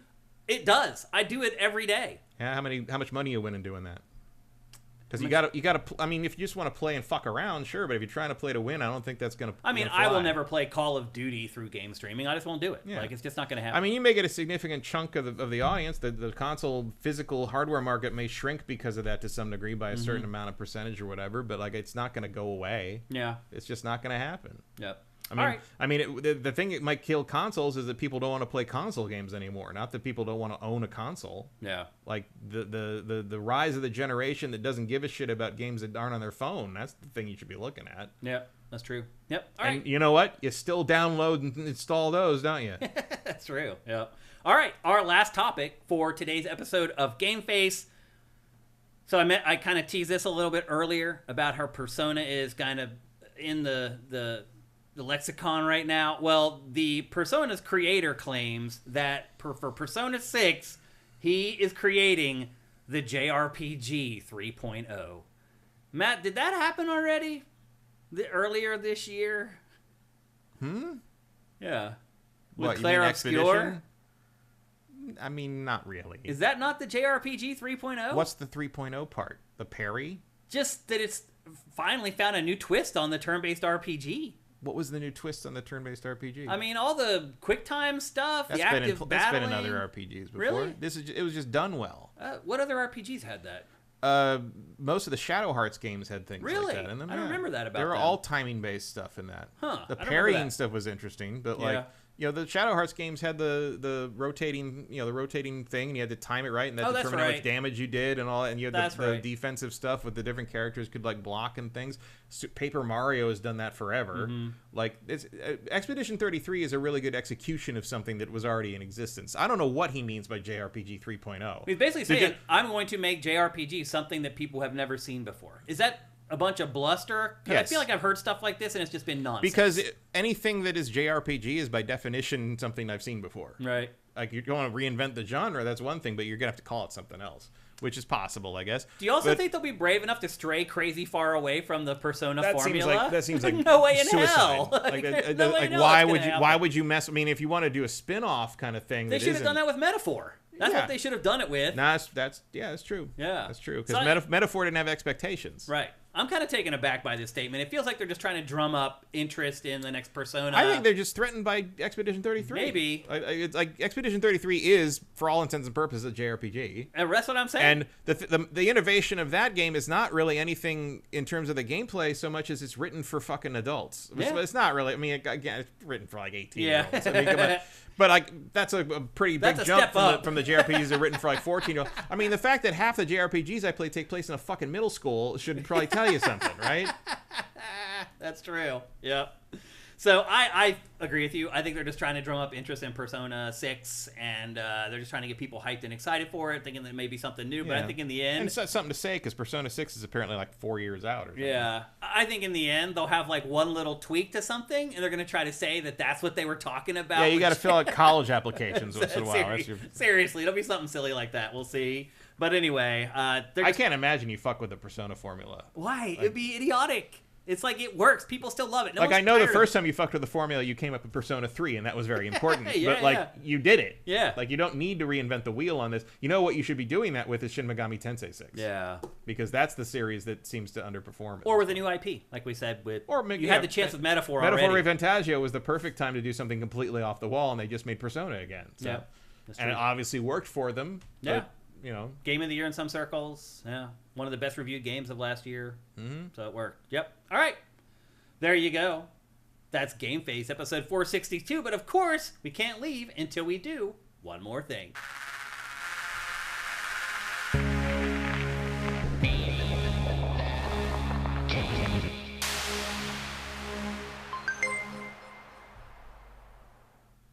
That's right. It's time for Name That Game Tune, brought to you by Soundwizardry.com, the absolute wizards of audio, game audio, film, TV, podcast. It doesn't matter. They are the absolute masters, but they do specialize in game audio. So if you're working on a game right now and your audio team, crappy, sucks, fix it. Go to Soundwizardry.com. They have a bunch of reels there. You can see some of the work. They worked on Alan Wake 2. They've worked on a bunch of Game of the Year winners, contenders. They are awesome, and they are even better people. I promise you, Glenn and crew at Soundwizardry are some of the best people I have ever worked with professionally. I am not blowing smoke. I am being honest. They are good people that do amazing work. Go to Soundwizardry.com. And because they're so amazing, they sponsor this cool little game that we play here, where I play a bunch of audio samples from a video game, and you try to guess the name of the game before this guy. Couple things before we get going, though. You can only win once per calendar year, although that's about to turn over here in January. So all you guys who have won already are about to be able to play again, which is awesome. We go into slow mode in the chat, which means you can only enter a chat once every 60 seconds. Don't spam the chat with random game titles. You will lose. And then finally, what is the finally? We should do a thing like halfway through next year. We should do one slightly different competition just for the people who have already won, and whoever like wins, an all-stars. Whoever wins gets to participate again. Oh, that's kind of like cool. You get one more. It's too hard to govern it though, because people in the chat are just gonna be like, "Whatever, bro." Yeah, we could try though. I like the idea though of maybe having like a ladder where people get eliminated. Like you have to do head. It gets complicated doing that keep stuff. Track of a lot of things, but I'm just looking at something over there. I'm like, I wonder how many people would know what that's from. Yeah, it's a little bit of game swag that I've had forever, and I was like, that would be interesting to. I mean, I've thought about trying to do quiz stuff, all kinds of stuff on the show. I've thought about just doing a quiz show all on its own. It would just be fun to have like a way to earn a way to participate. Again, to get back into the mosh. First half of the year. Yeah, because like you feel sorry for the people who win in January. No, I agree. Yeah, I agree. We'll think about it for 2026. But anyway, one last thing is that you have to like PC games or play PC games, because if you win, you will get a PC game. So if you don't play PC games, please don't play. Let somebody else win who will actually get the code and will play it and enjoy it. Let's bring up the interface. Well, the chat already is dead on YouTube, so we don't have to worry about saying head on over to Twitch. You guys are already there. But head on over to Twitch. For them, the game has been named for hours. Seriously. Let me get your audio turned up, Matt, so you can hear. And that's good. All right. You ready to play Name That Game Tune, Matt? Yep. Are you guys ready to play Name That Game Tune? Here is the first sample in 3, a 2, a 1. Pole position. No. Not pole position. Eric Cartman N64 game, I bet. You'll just have to wait and see. Any guesses? That was just 2 notes. That's all it was. But that's the first clue, and we try to make them hard to get on the first one. Super Hang On, no. From Luna Cholibre. First time chat. Welcome. We're here every Tuesday. Come on back and see us. But it's not Super Hang On. Not Outrun. Journey, the arcade game. No. I like that guess, though. So we got Super Hang On. Any other guesses? I'll play it again because it was just 2 notes. RC Pro-Am. Yes! That's what it is. That was an NES sound. I was wrong the first time. I shouldn't have played it again. I totally... Don't ever let me hear it twice. It's just like a magic trick. You don't repeat it. Here's the 4 other ones. That sucks. I shouldn't have played it again. Here's the other ones. Here's the second one. I would have gotten that. Would you? Yeah, I would have known that. Yeah. Here's the third one. Very clever. You used a rare game, but you didn't use an N64 rare game. I see what you're doing. Yep. Here's the 4th one. Yeah. Classic. And here's the last one. Yeah, unfortunately, you picked a game I played for probably 300 hours. Mellow Pintor, I'm sick and tired of Matt cheating. He only wins because he knows stuff. It is a pretty unfair advantage. Knowing things. Yeah, it sure is. Sometimes it can be infuriating knowing things that other people don't know. In fact, oftentimes it is infuriating, Matt. Mm-hmm. Just being honest. You're like, why don't you know this? You're driving me crazy. All right, congratulations to Matt. Unfortunately, he took it home this time, but come back next week and we'll play it again. And again, a big thanks to Soundwizardry.com for sponsoring this. I have fun doing this. Like, I hope you guys have fun playing it. Like, I don't get tired of it. Like, it's fun every single time. And it's a different story every time. What made me clock it the second time I realized it was an NES sound, and I figured that because of the N64 week he had, he probably was rare on the brain, and I guessed it RC Pro-Am. Wow. Crazy. I thought RC Pro-Am because of the rare N64 connection, and then I realized that was what it was. Because it made me think of RC Pro-Am, and I'm like, oh, that is what that sound is. So like, I knew what it was, but I got there because of the NC. So that's a good payoff for my $250 right there. Bought you an Analogue 3D to cheat at the name that game thing a year later. That was the whole plan all along. Yep. Well, anyway, that's going to do it for GameFace, episode 462. Again, give us some comments down below on how you liked this format, whether you liked it more than what we usually do. Now, keep in mind, obviously, we're in a bunch of big games to tackle in this week's episode, and we're going to continue doing that in GameFace, but maybe you guys like... Metroid. Metroid's big. Yeah, well, next week, we're going to talk about Metroid next week. There's no doubt about that. Case Money says he also thought it was pole position. Yeah. I mean, you hear that burr, burr, burr. Like yeah. You think it's a racing game, You think it's pole position, Super Hang-On probably is the next thing you think. Yeah, yeah. Outrun was a stupid guess because there would have been music under it. Right, yeah. Somebody said Super Hang-On, and I went to the other Sega racing game, basically. Yep. So anyway, that's it for GameFace 462. A big thanks to everybody who showed up live today. I'm sorry that our stream crapped out on YouTube today. Our PC just crashed and went out, and that's the PC we were streaming from. So unfortunately, there's nothing we could do about it. But thank you for your patience and understanding. So a big thanks to everybody who showed up today. As always, you guys make the show better. We appreciate you guys very much. If you like this show, you like what we're doing here, Pactor Factor, Dossier, any of the other stuff that we do, it'd be great if you could help us out over at patreon.com/SIFTD. $5 a month gets you all our content early, and you get a nice little window of exclusivity before we give it away for free on YouTube, so it's definitely worth it. If you don't have any money, but you are an Amazon Prime subscriber, you can help us out with Twitch Prime. If you're watching on YouTube, go down below. There's instructions on how to do that. If you've already done it before, it only takes a couple seconds to re-up it every month. And if you haven't done it for a couple months, it would be really cool if you could do it now. It's the holidays, and we need extra money just like everybody else does. And so we'd appreciate it very much if you could help us out with that. And if you don't like subscription services, you can always help us out just with donations. Go to donate.sifted.net. You can give us any amount there. Just punch it in. We take every credit card and PayPal in over 100 countries. So anybody can do it. That's more than PSN. Actually, you're right. Yeah, it's true. Our credit card processor is better than the one that PSN uses, which is kind of nuts. But anyway, that's a great way to help us if you don't want to get mixed up with subscription services. You don't want to join Patreon or whatever. We get it. Again, go to donate.sifted.net. If you just want to give us one piece of money for the whole year of content, that's the way to do it. Please, a piece of money, sir. Please, a piece of money. A slice of money, if you would. And then finally, even if you don't have any money at all, you can still help us out. Just click like right now on the show, share the show, ring the bell so you get alerted. We saw people on our YouTube stream saying that they weren't alerted to today's show. Should they be alerted if they've rung the bell? There should be many things that should happen on YouTube that don't. Yeah. I don't get alerted for things on YouTube. Yeah, I don't either, really. And I follow so many channels. Yeah. You're right. So I guess it doesn't work, unfortunately. But we are here every stinking Tuesday. It's a surprise every time. Yep. So anyway, we are here every Tuesday at 1 p.m. Pacific, 4 p.m. Eastern. Come on back. We're here, and we'll be talking about Metroid Prime 4 next week. We'll be talking about Octopath Traveler 0 next week. It's going to be another awesome episode, and it's our last normal episode of 2025. So thanks for joining us. We'll see you guys next week. Have a great week filled with great games. GameFace is up and out.